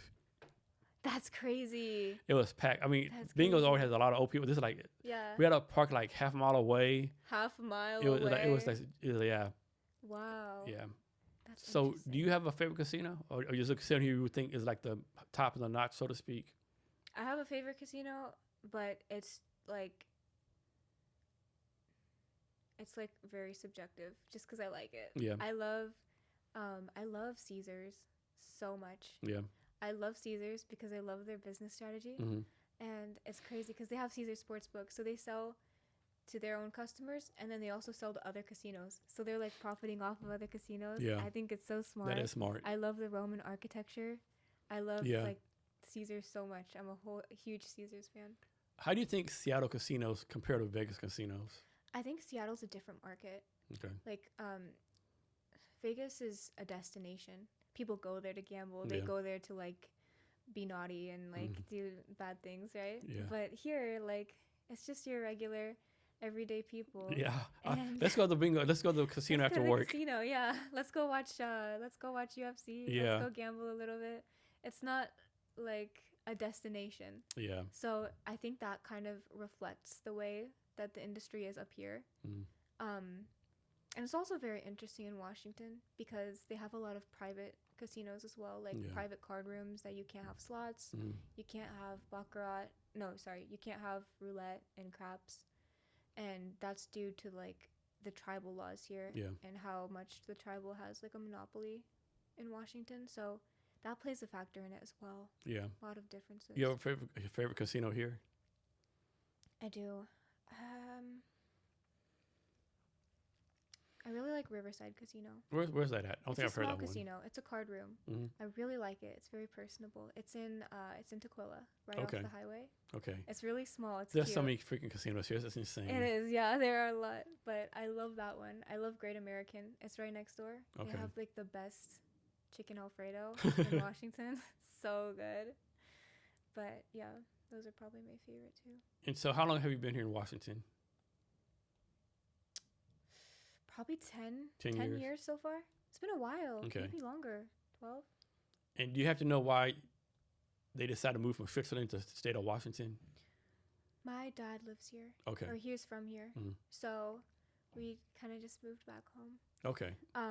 My grandpa, we moved to Switzerland in the first place with my grandpa. And then there was a little bit of drama that happened with the company. Mm-hmm. And so we all kind of went our separate ways. And my grandpa he moved down to Peru. Okay.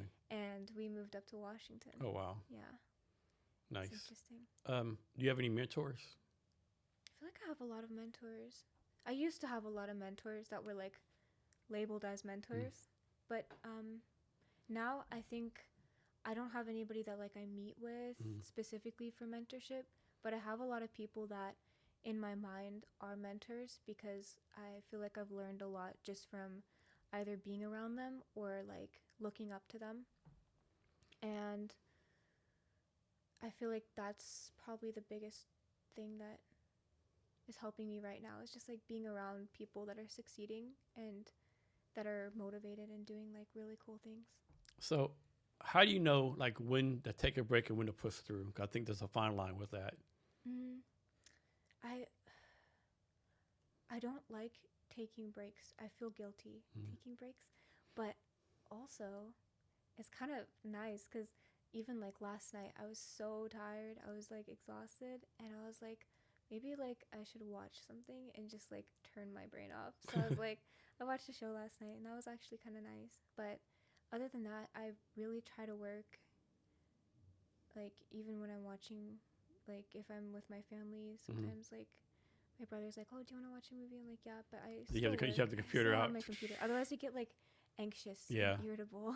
But like I think you should work as much as you can and take a break when you need one. Yeah. Not like every night I'm going to watch TV at this time. Yeah. I feel like that stifles growth a little bit. Yeah. It's nice to have, but for me personally, I know like if I would rely on that schedule and I would like be excited to.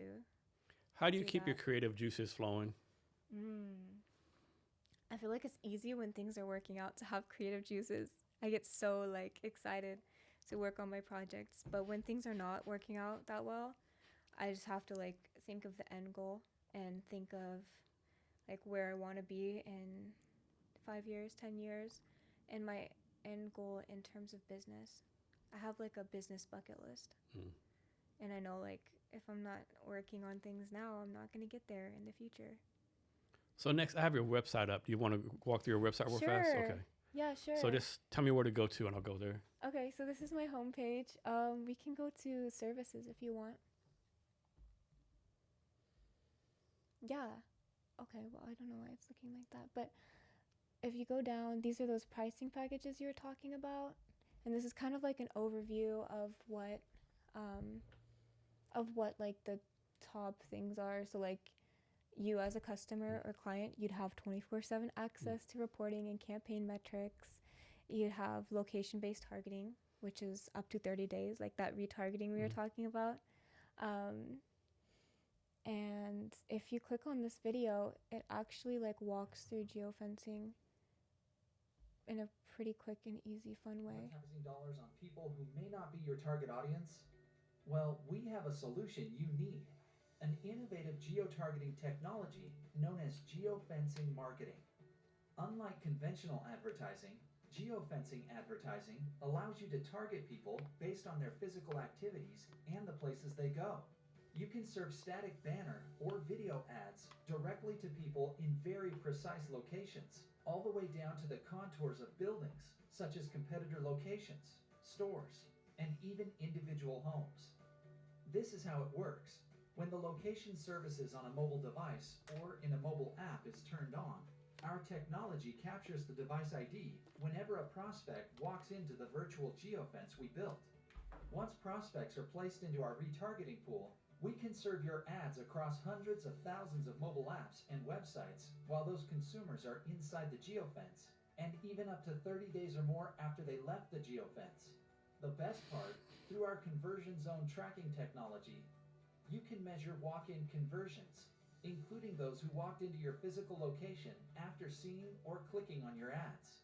You can use geofencing marketing for customer loyalty programs, competitor conquesting, event and conference targeting, and even layering some geofencing with connected over-the-top TV advertising campaigns.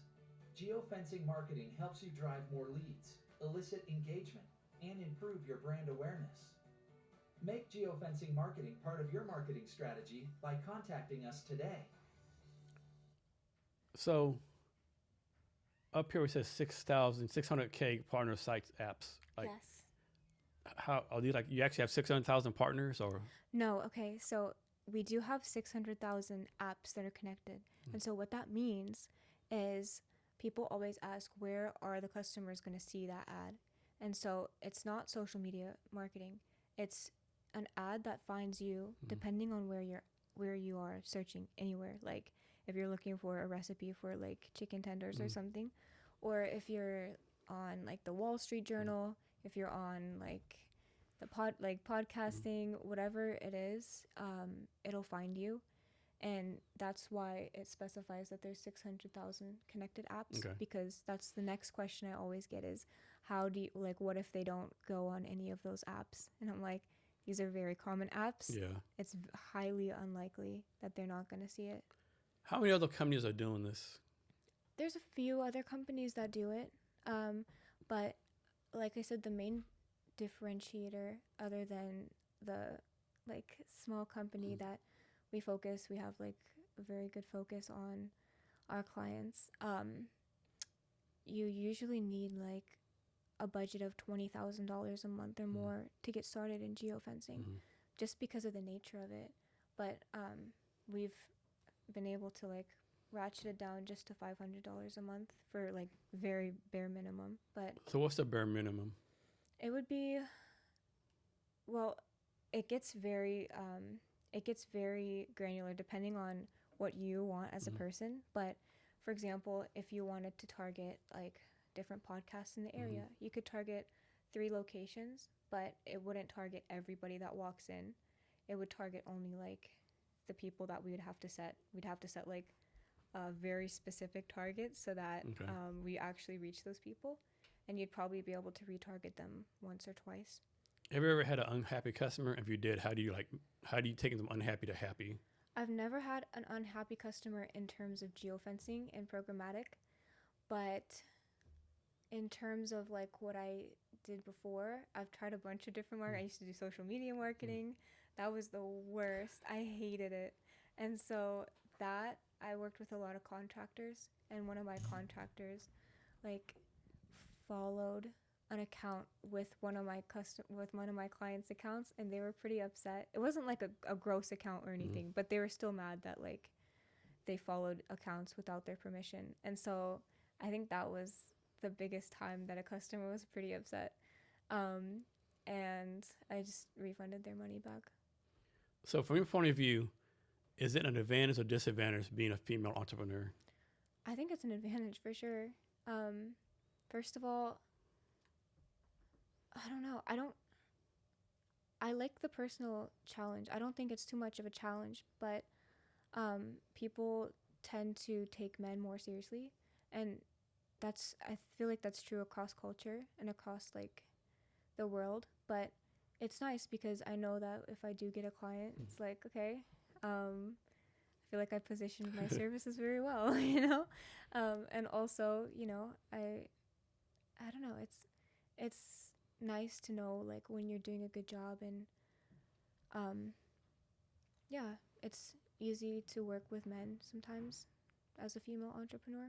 They like, if you're trying to get a meeting, then it's like, oh, okay, she's a girl, it's okay, at least let her talk.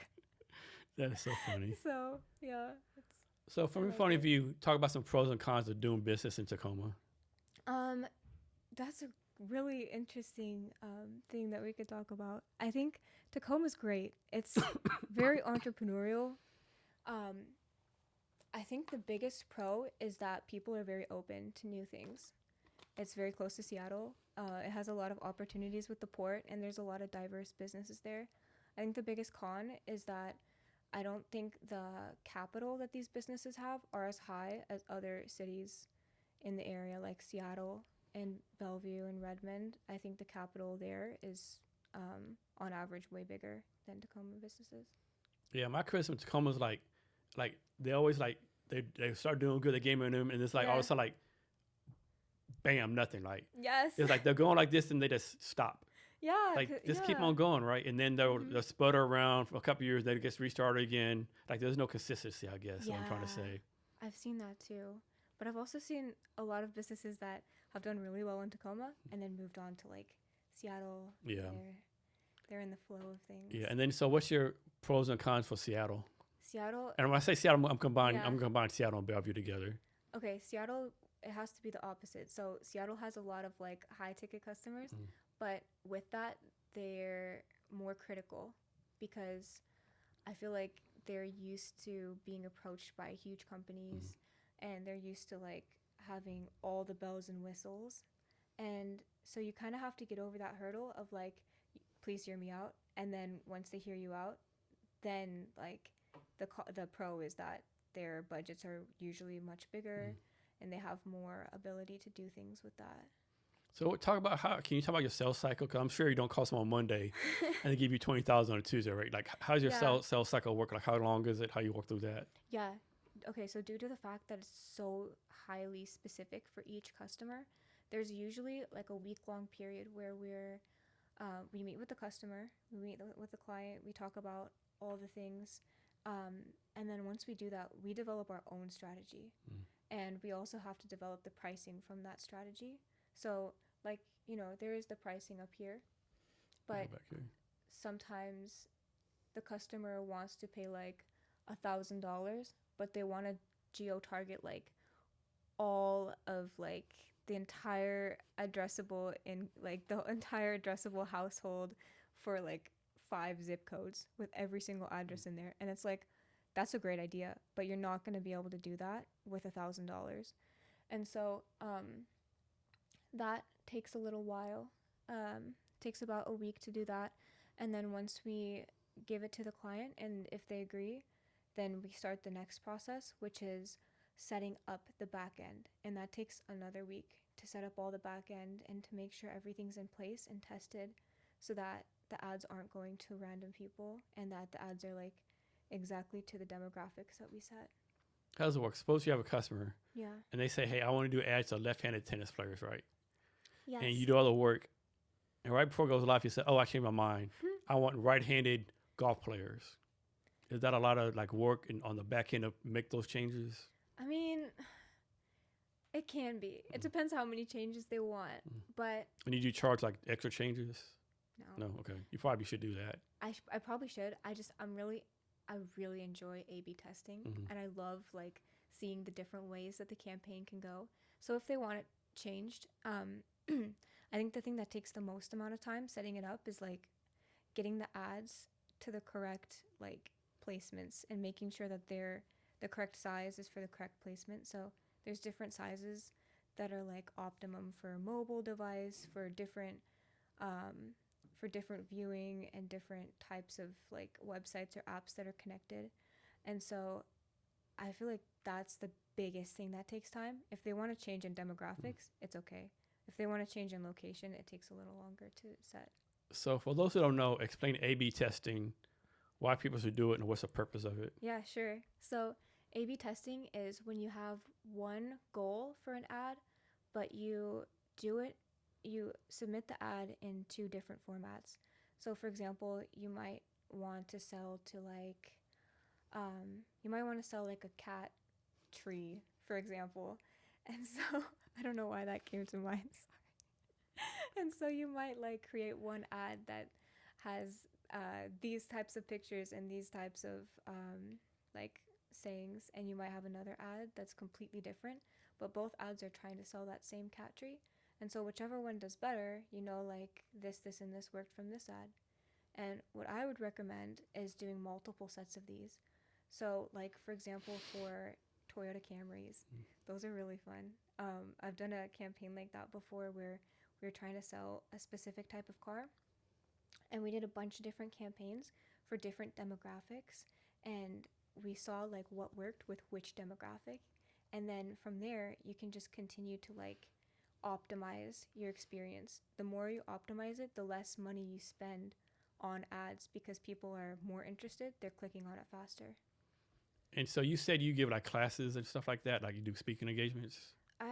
I do sometimes. I don't have like a regular speaking schedule, but I wouldn't mind giving I used to give some talks on this, like for colleges and things like that, but I really wouldn't mind having an So how do you say you like do public speaking? I used to do it a lot more when I had my networking group. We used to throw events and stuff, and we would do things in the community down there. But I haven't done too much public speaking for a while, just because I've been focused on. So give some tips to people to be either get over the fear of public speaking or being a better public speaker.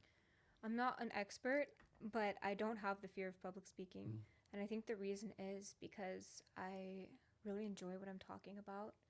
And at the end of the day, you have to know like that you do have good knowledge to give people, and you shouldn't worry about like what people are going to think of you. And the last thing I'll tell you that helped me is not with public speaking, but in general, is if you walk down the street in Tacoma or Seattle, you see a bunch of homeless people, right? And they can be doing the craziest, most off-the-wall things. They can be like using the restroom on the sidewalk or like taking drugs. You're not going to remember that person. Or both at the same time. Both at the same time. See, you're not going to remember that person more than 2 minutes later or 5 minutes later max. And I was like, okay, imagine that person's doing all of that, and you're worried about getting up and talking about valuable information. I think that's one people don't realize too. Like, let's suppose like you're like some random, like suppose you get invited somewhere and someone's speaking on how to make bourbon, right? And it's being given by John Bob. You don't know John Bob. Yeah. But you can presume, since this bourbon people have John Bob speaking about bourbon, that he knows what you're talking about, right? Yeah. I mean, people don't realize you speaking in front of a crowd, they're going to presume you know what you're talking about. That's true. Now, sometimes you might fuck up and prove to them you don't know what the fuck you're talking about, But in general, if someone speaks in front of a group of people, the people put them in there like, okay, this guy knows what he's talking about. Right, exactly. And even if you mess up, then they're not going to know. Yeah, true. And you can, if you mess up so bad, you can still like, okay, at least I did it. Next time I know I'm going to do it completely the opposite of how I did it, or like something. Like me, I'm an INFJ. I hate I hate networking, stuff like that, but I love speaking in front of people, right? Okay. But it's crazy, like I cannot rehearse in front of people, right? Oh. I can't do it right. I just I refuse to do it right. So I practice myself. So I have to rehearse. Yeah. But every time I speak in front of people, right, I'd give the little spiel. I never remember what I say. Half the time I know I didn't practice this. I just randomly say some shit. Every time that's a good talk you get. I'm like, what the fuck did I say? That's true. That happens to me too. And I was listening to your Cavness HR pitch. Yeah. That was really good. Thanks. It was really good. Thank you. Yeah. That's like too, like so back on me, right? So I didn't talk until I was 5 years old. Had a bad stutter as 8 years old, right? So I still have this like that in my back of my mind, like I'm a good talker already, but I talk too fast sometimes. So when everyone says like, yeah, that's a good talk, I was like, are they being nice? Because I know I sound fucked up, right? This being nice. Okay, 10 people said I do good. They can't all be lying to me, right? Exactly. I think I had the opposite. Like I spoke really early. I talk really fast. I feel like I talk way too much. Yeah. And I think that's my big issue is like I have so much to say. I just like I know, just like your brain's trying to catch up. I see you like pressing the buttons. Yeah, like your mouth's trying to catch your brain. Yeah. So whenever I talk, I always have to remember to like, okay, slow down. You have time, right? Yeah. Yes. Another thing too, like whenever I give a talk or whatever, probably 10 minutes beforehand, 15 minutes, I get really fucking nervous. Like, man, I don't want to do this. If I just leave, will anyone notice, Right. And then but then I always like do good. But the time that like I'm confident, I got this, complete bomb. Every time I got this, I practiced enough. I'm good. I'm complete bomb. Yeah. Yeah. So I actually look forward. Okay, I'm nervous. Okay, I'm okay. You're good. Yeah. Yeah.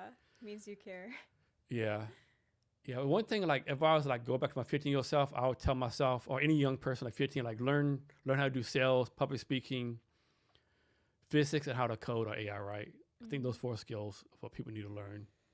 I think so too. I think sales is like you said, it's one of the most important things that people can learn, especially from a young age. Yeah. Like, I did sales and I was horrible at it, but I still learned how to, like, okay, you have a fear, you're on the phone, you did it, like, are you dead? No, No, you're you're dead, not dead. You're not even close. Yeah. You're just like a little embarrassed, but having that, like, that thing that you have to do, even though you don't want to, I feel like that's so helpful for young people. Do you do any cold calling? Cold calling? Yeah. Yeah, I do a lot What's of your cold take on calling. that? I think it's great. If you have, I don't think, How do you get over like me? Like I have that fear. Like yeah. it's not. I know I'm not gonna die. It's just the fact of phone. Like I hate talking on the phone, right? Yeah. It's like, why do you call me? Send me a fucking text, right? You know, like, what are you doing? Like, you know, like I tell people, if I'm calling you, it's because either something really, really good happened or something really, really bad happened, right? True. Yeah. Yeah. Especially like in this age, you don't know if people are like a talker or a texter. But I don't know. I hate cold calling. Yeah. Everybody hates cold calling. It's the worst. But it's not dead, right? it's not dead, No. you know? And I think it's a good practice to do that consistently, because I feel like it's good to do one hard thing a day. Yeah. One thing that makes you uncomfortable. And Define hard, right? exactly. Your hard might be someone else's easy. True, exactly. And so the point is to like build up your tolerance so that like, okay, next year my hard is somebody else's really hard, you know? But one thing I really want to try is like doing cold calling, like having a group of people and everybody's in like their own corner of the room and they all know that, okay, everybody has this many people to cold call. And like you do it and then you come back and you tell about it, because everybody knows like you're gonna fail 90% of them, especially nowadays. Like you know, like who actually answers the phone now, right? Right. And it's like usually the chance of AI callers. Some bot, or some some admin assistant, some secretary, right? But I think stats show like every 100 calls you make, maybe only 1 or 2 people answer, you know, like so the question is like, if it's such low numbers, why waste your time doing cold calling? Exactly. But you got to have the whole 9 yards: the cold calling, emailing, networking. You got to get your 20 touches some kind of way, right? Social media pushes. I know it's tricky, but I feel like I've been kind of lazy with it just because of my own ad services. It's got all the touch points in there built in, so I've just like. So what do you see as the future of marketing with AI going on, all this different stuff? What do you see marketing going in the future? I've thought about that a lot, and I've gone around in circles. I think what I've ultimately come up with is that I think it's just going to continue to get more and more granular. Like, you're going to be able to start targeting not just based on, like, is somebody left-handed, but based on, like, does this person have, like, an eye twitch? And AI would probably know that because of this and that. Or something crazier. Someone has a baby. The baby said it's first forward at 2 years, 6 months. And you start sending them ads for baby books to read, you know? Yeah, something crazy like that. Because one thing that Target got in trouble for actually a while ago, I don't know if you heard this story, but they got in trouble because they started sending, so their research team got way too advanced and they send out these pamphlets and these email ads. And so they started sending out these emails to a lady that was pregnant, but she didn't even know she was pregnant. And they kept doing that. And just based on the algorithm that they built themselves, they kept sending it to like all these, and they would get so mad. They'd be like, and then after that, they realized that they were pregnant. And they're like, how did Target know that I was pregnant before I did? Like, they would send them baby carriages and like all these blankets and stuff just based on their buying habits. Oh, wow. And it was crazy. That's insane. Like, it's going to get more and more. Has like any company ever been sued over this? Like, maybe Target. Maybe I Target. can't remember if they were sued or not. But I know they had to stop like that specific thing they were doing. From what you know, is there a company that does this better than other companies? Do what? There's a company that does this better than other companies. Like market research? Yeah, or ads, or whatever. I think there's a lot that we can learn from big companies like Starbucks, for example. Starbucks puts out a bunch of ads and they have a great loyalty program, but they spend millions of dollars to get there. And same with Pepsi. Like when Pepsi changed their logo, I can't remember when this was. I think it was early 2000s, but they changed their logo from like the ice blasts and the Pepsi, like the block Pepsi letters, to like the more modern, like clean Pepsi. They spent $1 million for this like research brand to come in and be like, tell them what to do with their new logo. But it was crazy. Like it was so over the top the way that this company came in. They came in and they were like, okay, Pepsi logo is a circle, right? And it has those 3 lines and stuff. But they were like, this is how it connects to like the orbit of the globe. This is how like the gravitational forces, like they even tied it back to like the Fibonacci sequence and like Da Vinci's drawings of like the human body. Okay. And it was just like they're changing the logo from like the 3 lines are straight to the 3 lines are curved. Yeah. And then they're like, it costs $1 million. this is how it looks with like the human face. It makes it more like a smile so people see the brand is happier. And I think there's so much that we can learn from these brands that do all this research. And that's kind of a ridiculous example. But I mean, they're spending millions of dollars and you have access to all of this for free. What's your take on the Cracker Barrel fiasco they went through a few months ago?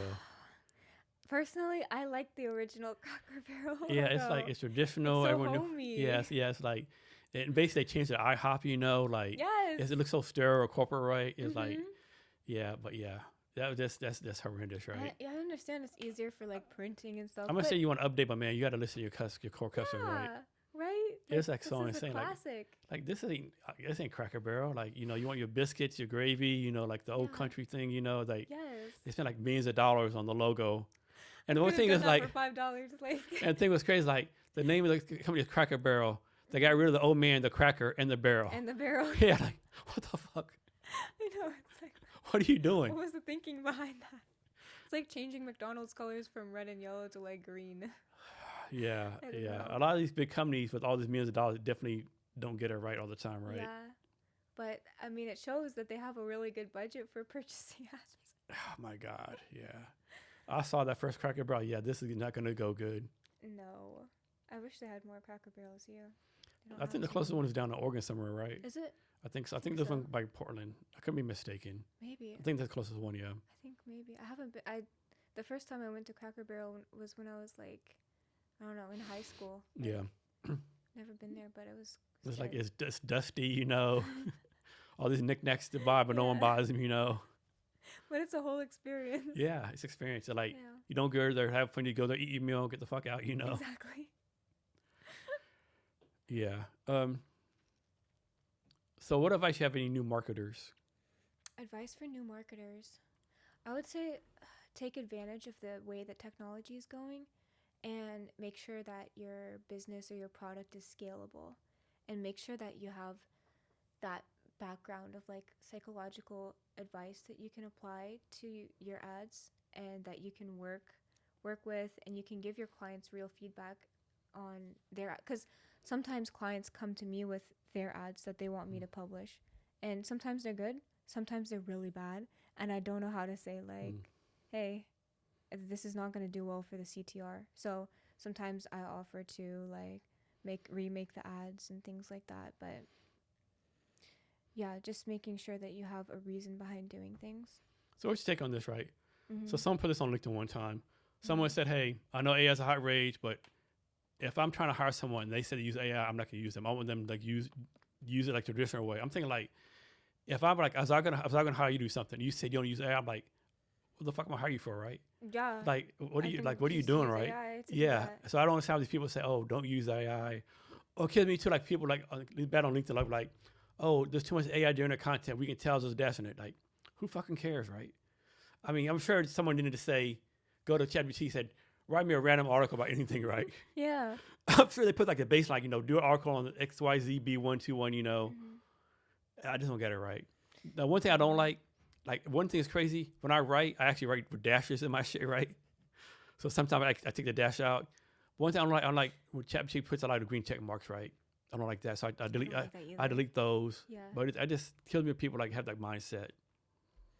No, I don't like that. I think wasn't there something that happened a few days ago? I can't remember with what company it was, but the CEO wrote this whole memo, and it was kind of like it was going viral a little bit because people were so divided. But he was like, AI is growing at this rate, so you and your skills should also be growing at this rate Yeah. because you can use AI. I know you're talking about, yeah. Yeah.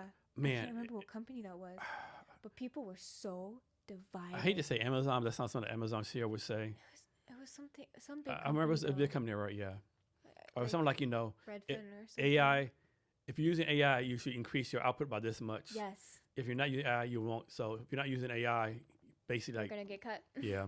But And then what happened is you use AI. Mhm. Oh, AI does such a good job. We only need one person. You 2,000 people get laid off. Yeah, that's true. And I know it's Amazon. The CEO told his people, hey, learn how to use AI and move back here, right? And people are like, Mhm. why? But then the next week, he laid off like 10,000 people. Maybe the number's wrong. But he laid off a lot of people because AI took the job. So people are like, so you want me to move from like Nebraska, where you said I could move after COVID, go back to Seattle, Yeah, and to be told in 6 months, hey, I take my job, get laid off? Like, no. that's crazy. Yeah. Yeah, but people were divided about that, and I was thinking about it, and I was like, I think I know where this divide comes from. I feel like, because it was on LinkedIn, I feel like all of the employers were on the side of the CEO, and all of the employees were on the side of the no, this is not Yeah. fair. Yeah. And it was interesting to me. So do you think, what's your take on, you know what UBI is? UBI? Universal Basic Income. Oh, okay. What's your take on that? Because there's theory like AI is going to take all those jobs, and we have to provide you with like some kind of UBI. Yeah. I don't like that Yeah. idea. I don't think it's fair. And the reason I don't think it's fair is because like we all have the opportunity to utilize this tool. And somebody was telling me the other day, I don't know if this is a real statistic, but out of the whole world, right? Only a small percentage of people do have access to AI. Mhm. So out of the people that even know what AI is, because you know, like a lot of the world, in some places they don't even have like internet still. Yeah, like, you know, Like lack of a better term, you know, Bumville, Arkansas, with population 20, 25 people with a Right. farm. 25 people. Yeah, they probably don't have no. Right. They're probably the best in the line farming equipment. But AI, Yeah, like, what is internet that? access, probably not. Yeah, exactly. So out of all the people, that small percentage of people knows what AI is, and then an even smaller percentage of people is like utilizing AI. And then out of those people, where can you position yourself to like utilize AI in the best way? Because for me, I see a lot of, and I know it's kind of like an echo chamber for all of us in our social media, but I see a lot of people doing like huge things with AI. Like this whole app, I built it in 2 days, and now it's like making this much money, all this stuff. And I'm like, oh, I'm so behind.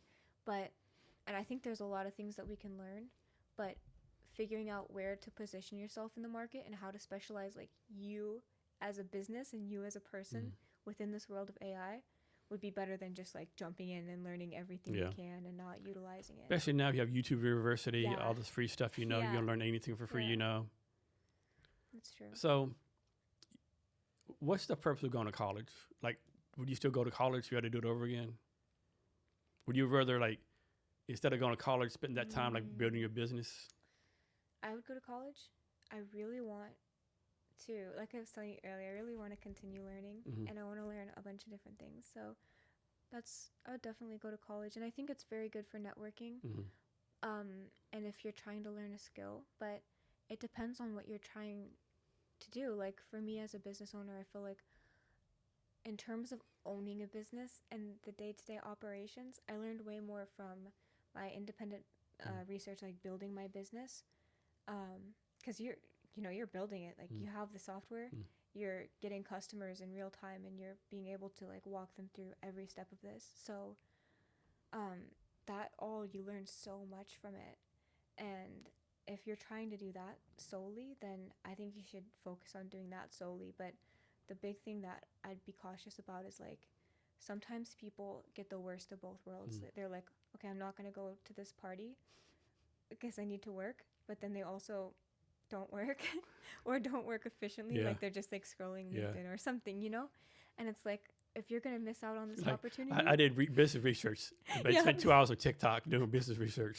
Exactly. It's like you have to make sure in the back of your mind that you know, like, you're actually doing things that are going to help you succeed. And that's a big trap that I feel like a lot of people have fallen into, is like working without actually working, like being busy without doing the things that you need to do. So you're a morning or night person? Definitely a night person. Night person. Yeah. What about you? Night person, but Night I person. try to make myself be a morning person. Yeah. Same. I'm like But constantly the thing in this is, like, battle with if I myself. wake up at 8, I just feel the whole day's wasted, right? If I wake up at 4, I just feel like I do get so much more done. Yeah, that's true. I guess because like nobody's doing nothing from 4 to 8, I just feel like more productive, you know. Yeah. Cause you wake up at 7, by the time you get dressed, take a shower, it's 8 o'clock, you know, and then before you know it's 9, and oh shit, you know, like. Yeah. It's so hard. Sometimes, because when I used to work with the casinos, I used to wake up at like 10. I can imagine. And I'd go in to work at 11. Yeah. And then work like until late at night. Yeah. And it was nice. And then work on my business and stuff after. But I think I just got that. I continued that habit from there. Cool. So is there anything else I asked you that I haven't asked you? Anything else you want to talk about? I don't think so, but I wanted to ask you a little bit about, because I had so many questions. I was like listening to your thing the other day, and I wanted to ask you more about your, like, the HR system that you're building and how it differentiates from other HR systems, and what's your goal with that? So the goal is like be world domination, right? I love it. You know, one HR company, right? Yeah. And so like I say, like, so most small business owners, they can't afford HR, right? Because a person like me is like 80,000 more per year plus benefits. They can't afford that. Then you have companies like ADP, TriNet, Disparity. They're complete trash, right? Yeah. Like example, I have a friend in Texas. She signed up for ADP last October. A year later, they're still not completed with onboarding, right? Like a year later. A year later, yeah. It's crazy, right? Crazy. And then there's HR consultants, and that's why I really want to part of business. What is it? HR consultants. Okay. They're like $300 an hour, right? Like, suppose you hire me to be an HR consultant. I say, hey, Taylor, you need blah, blah, blah, blah. You're going to be like, hey, Jason, you know, I do know that already. Like, when are you going to fix it? Like, oh, I don't fix shit. I consult. So you're going to pay me. Tell you what's wrong. You're going to pay me $300 for something you already know. I don't do nothing. It's crazy to me. Yeah. And you have like a thing called ad hoc HR where like, you tell your bookkeeper, hey, Mary, you're doing a great job as a bookkeeper. Your word is you're going to do HR now too. So it's lose-lose. So now instead of spending 100% time on bookkeeping, it's 50-50, right? So bookkeeping goes down, HR's all fucked up, right? So we're trying to fix that. So like most HR companies, they have like either a platform or HR person who's trying to do both, right? And throw some AI in there, right? Okay. There's a different ratio, yeah. An example, like companies, like those companies you can call, but it's a call center, right? You might talk to Mary on one day, Jason next day. Yeah. So that's to be the same person each day. And so how the AI model is going to work, it's going to track everything. So it might say, hey, Jason takes off the day before payday every time, right? You know, or stuff like that. You know, it's kind of like a detect and analyze a problem before they come up. Yeah. So it gives you like weekly things that you might not have caught. Like this person leaves 20 minutes early on Fridays. Yeah. Or maybe, hey, you giving Mary a raise each year, but Bob hasn't got a raise at all, right? Okay. You know, stuff like that as a plan, yeah. And have like HR business partners you can call up and get more advice from. Can they get paid through this app, or is it eventually? Yeah. Okay. The plan right now is to do everything A to Z, payroll, benefits, everything. Yeah. Okay, that's cool. Yeah. Like notifications and stuff. Yeah. Like like a dashboard, video call, that kind of stuff. Yeah. And then, okay, I think my question was, if you have some employees that are like AI employees, like for example, there's like agents and stuff. Yeah, like agents. Sometimes I don't have any of those, but I know a lot of business owners that use like Motion, with like the or Marbleism, and there's like different employees. But obviously that's a subscription service. But I was wondering, like, would that apply under HR costs? It could, yeah, it could. Because like, a lot of HR stuff is just boilerplate, right? Like, the law on equal opportunity is not changing, you know, minimum wage is not changing, you know, it's different by state by state. Yes, that's one of the things I'm looking at too, right? And measuring like productivity between like your AI employees and your in-person employees. Yeah. Setting up different like challenges for them or something. Productivity things, Yeah. Like you were this percent as productive as AI. Yeah, no shit, yeah. Like, how can I compete? Go faster. It's on 24/7. I have to go No sleep. No sleeping, yeah. Yeah. AI answered 20,000 questions. You answered 6. That would be funny. Yeah. Yeah, that's on the bucket list too. Yeah. So last year I actually like built out. Had someone build a demo for like I call it MVP minus. So I would do like beta testing levels intent, but like everyone wants to buy, but it's not there yet, right? Mm-hmm. And so my developer, she got a job at Walmart, so I can't compete with Walmart prices, right? Yeah. So the platform has actually been kind of dead for a while. Has a lot of bugs in it. So that's why I'm doing the WeFunder, because I'm partnered with a company out of Vietnam called Tech Bank that's going to build out for me. So Vietnam developers are like 70% savings, right? You know, so it's a lot cheaper. And like, Yeah. I probably shouldn't say out loud, but a lot of US developers, like they want 100,000 a year, and they might work 30 hours a week, right? Right. And they're like, right. you know, they're like, some of them are not as good as think are. In Vietnam, they're getting paid like 30,000 a year, and they'll work like 40, 56 hours, right? I know, it's amazing. I've Yeah. never used Vietnam, but I've worked with a lot of developers from Pakistan, Yeah, and they're amazing. They're Yeah. fast. They're Yeah. very like they're on it, and with the currency exchange, like Yeah. they're getting more than oh yeah. we're actually Oh, paying. yeah. So it's Yeah. it's a very It's a win-win fair for trade. both, It's yeah. not like we're And honestly, I would want to hire US developers, man. It's like I can't afford it, and they're it's like, hard. It's expensive. and it's like, and they're like, a lot of them have these attitudes and stuff, you know. It's Like, attitudes. I just think a lot of US developers price themselves out of the market, right? Yeah, they're looking for a job instead of like completing projects. Yeah. Another criticism I have a lot of developers across the world is like a lot of them say, "Well, go to my GitHub. I have these 20 projects." True, but what have you finished, right? What have you complete? What have you finished building, right? I see Yeah. you're building stuff and working crap. But what have you actually finished building, right? Exactly. I think that's hard to find too. Yeah, I think so too. With my app, I had this developer for a year and a half, and he built out my whole Success Club website for me, and it was great. But it's not professional, and I don't think that it's scalable. Like it's completely functional. Every time I have a design edit, it was like, and it's true, like you get what you pay for. Yeah. But still, like I just got so frustrated. So I was like, how can I utilize AI to make this system better? And there's a lot of different like Have you heard of Lovable? I've heard of it. I haven't used it. You should use it. Yeah. I've, That's how I built my my ebook website, my Builders Club website. that's cool. Yeah. I've used one called Emergent, but I have all the back end and front end already from this developer. Yeah. So I've just been kind of like transitioning it into there. And so my app's pretty much done. I'm just trying to like make sure that everything's connected to like a scalability Yeah. aspect. And I don't know that. So once I'm done, I'm going to hire somebody to like, can you Yeah. double check everything, make sure it's scalable, make sure the domain is good, it's connected, like the cloud storage is there. There's so much to it, right? You got to connect the GitHub, the AWS, Yeah. or the cloud. It's all this Yeah. moving pieces, right? If one thing's off, it fucks it all up, you know. But it's incredible what AI can do, Yeah. and it's just crazy. how Here's one fast for it you. can I go. mean, I remember like 5 years ago, you go to a networking event, and people like say, so I go to a networking event called. Have you ever gone to New Tech Northwest with Britton Green? Yes, yeah. So you know how he'll stand up and say, you know, if you look for a job, stand up. Mm-hmm. So back then he said, who's looking for a job? Like no one would stand up. And then who's hiring? All these companies stand up. I'm hiring software developers, right? Like we need 50 software developers, right? And if that, we have like 4 or 5 off. We don't need it. Now it's reversed. All the developers stand up. I need a job, and all the companies are like, we're using AI now. That's crazy. You're right. Yeah. Can you imagine like you're graduating now as a junior developer? No. You're fucked. No, you are. If I were graduating now as a developer or in software development, I think I would position myself as like an AI consultant. Yeah. Because I really need a good consultant to like look over all the code that I've Yeah. rebuilt. Because I did it with a bunch of different sites just to make sure. But I really need somebody to make sure like if 50 users, I Yeah. know it'll work. 100, 1,000, sure. But like, what if it gets to like 100,000 users or 500,000 I users? know, right? When is What it if going to break? crashes, Yeah. Right? Yeah. So I just don't know how that works. And this is my concern, right? My question, right? So all these companies, they're not hiring junior developers, right? So AI is doing it, right?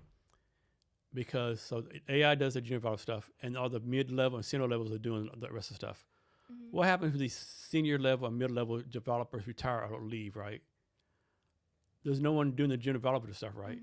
So I'm a junior developer. I haven't done development in 4 years. I can just go become a mid-level developer. I don't have the skills, right? But the skills are going to be like they haven't practiced. They No. haven't, Unless they train the AI to do it, right? yeah.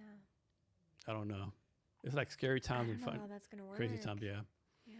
But it's always been like this, right? Like back in the day when the cars came, people were like, oh man, we're gonna lose our jobs, you know, like people make saddles for the horses, you know. People shovel the shit off the streets from the horse shit, right? Yeah. What are they gonna do for their job? Yeah, You know? that's true. I don't know. It's interesting times. Here's one for you. So I have 3 options.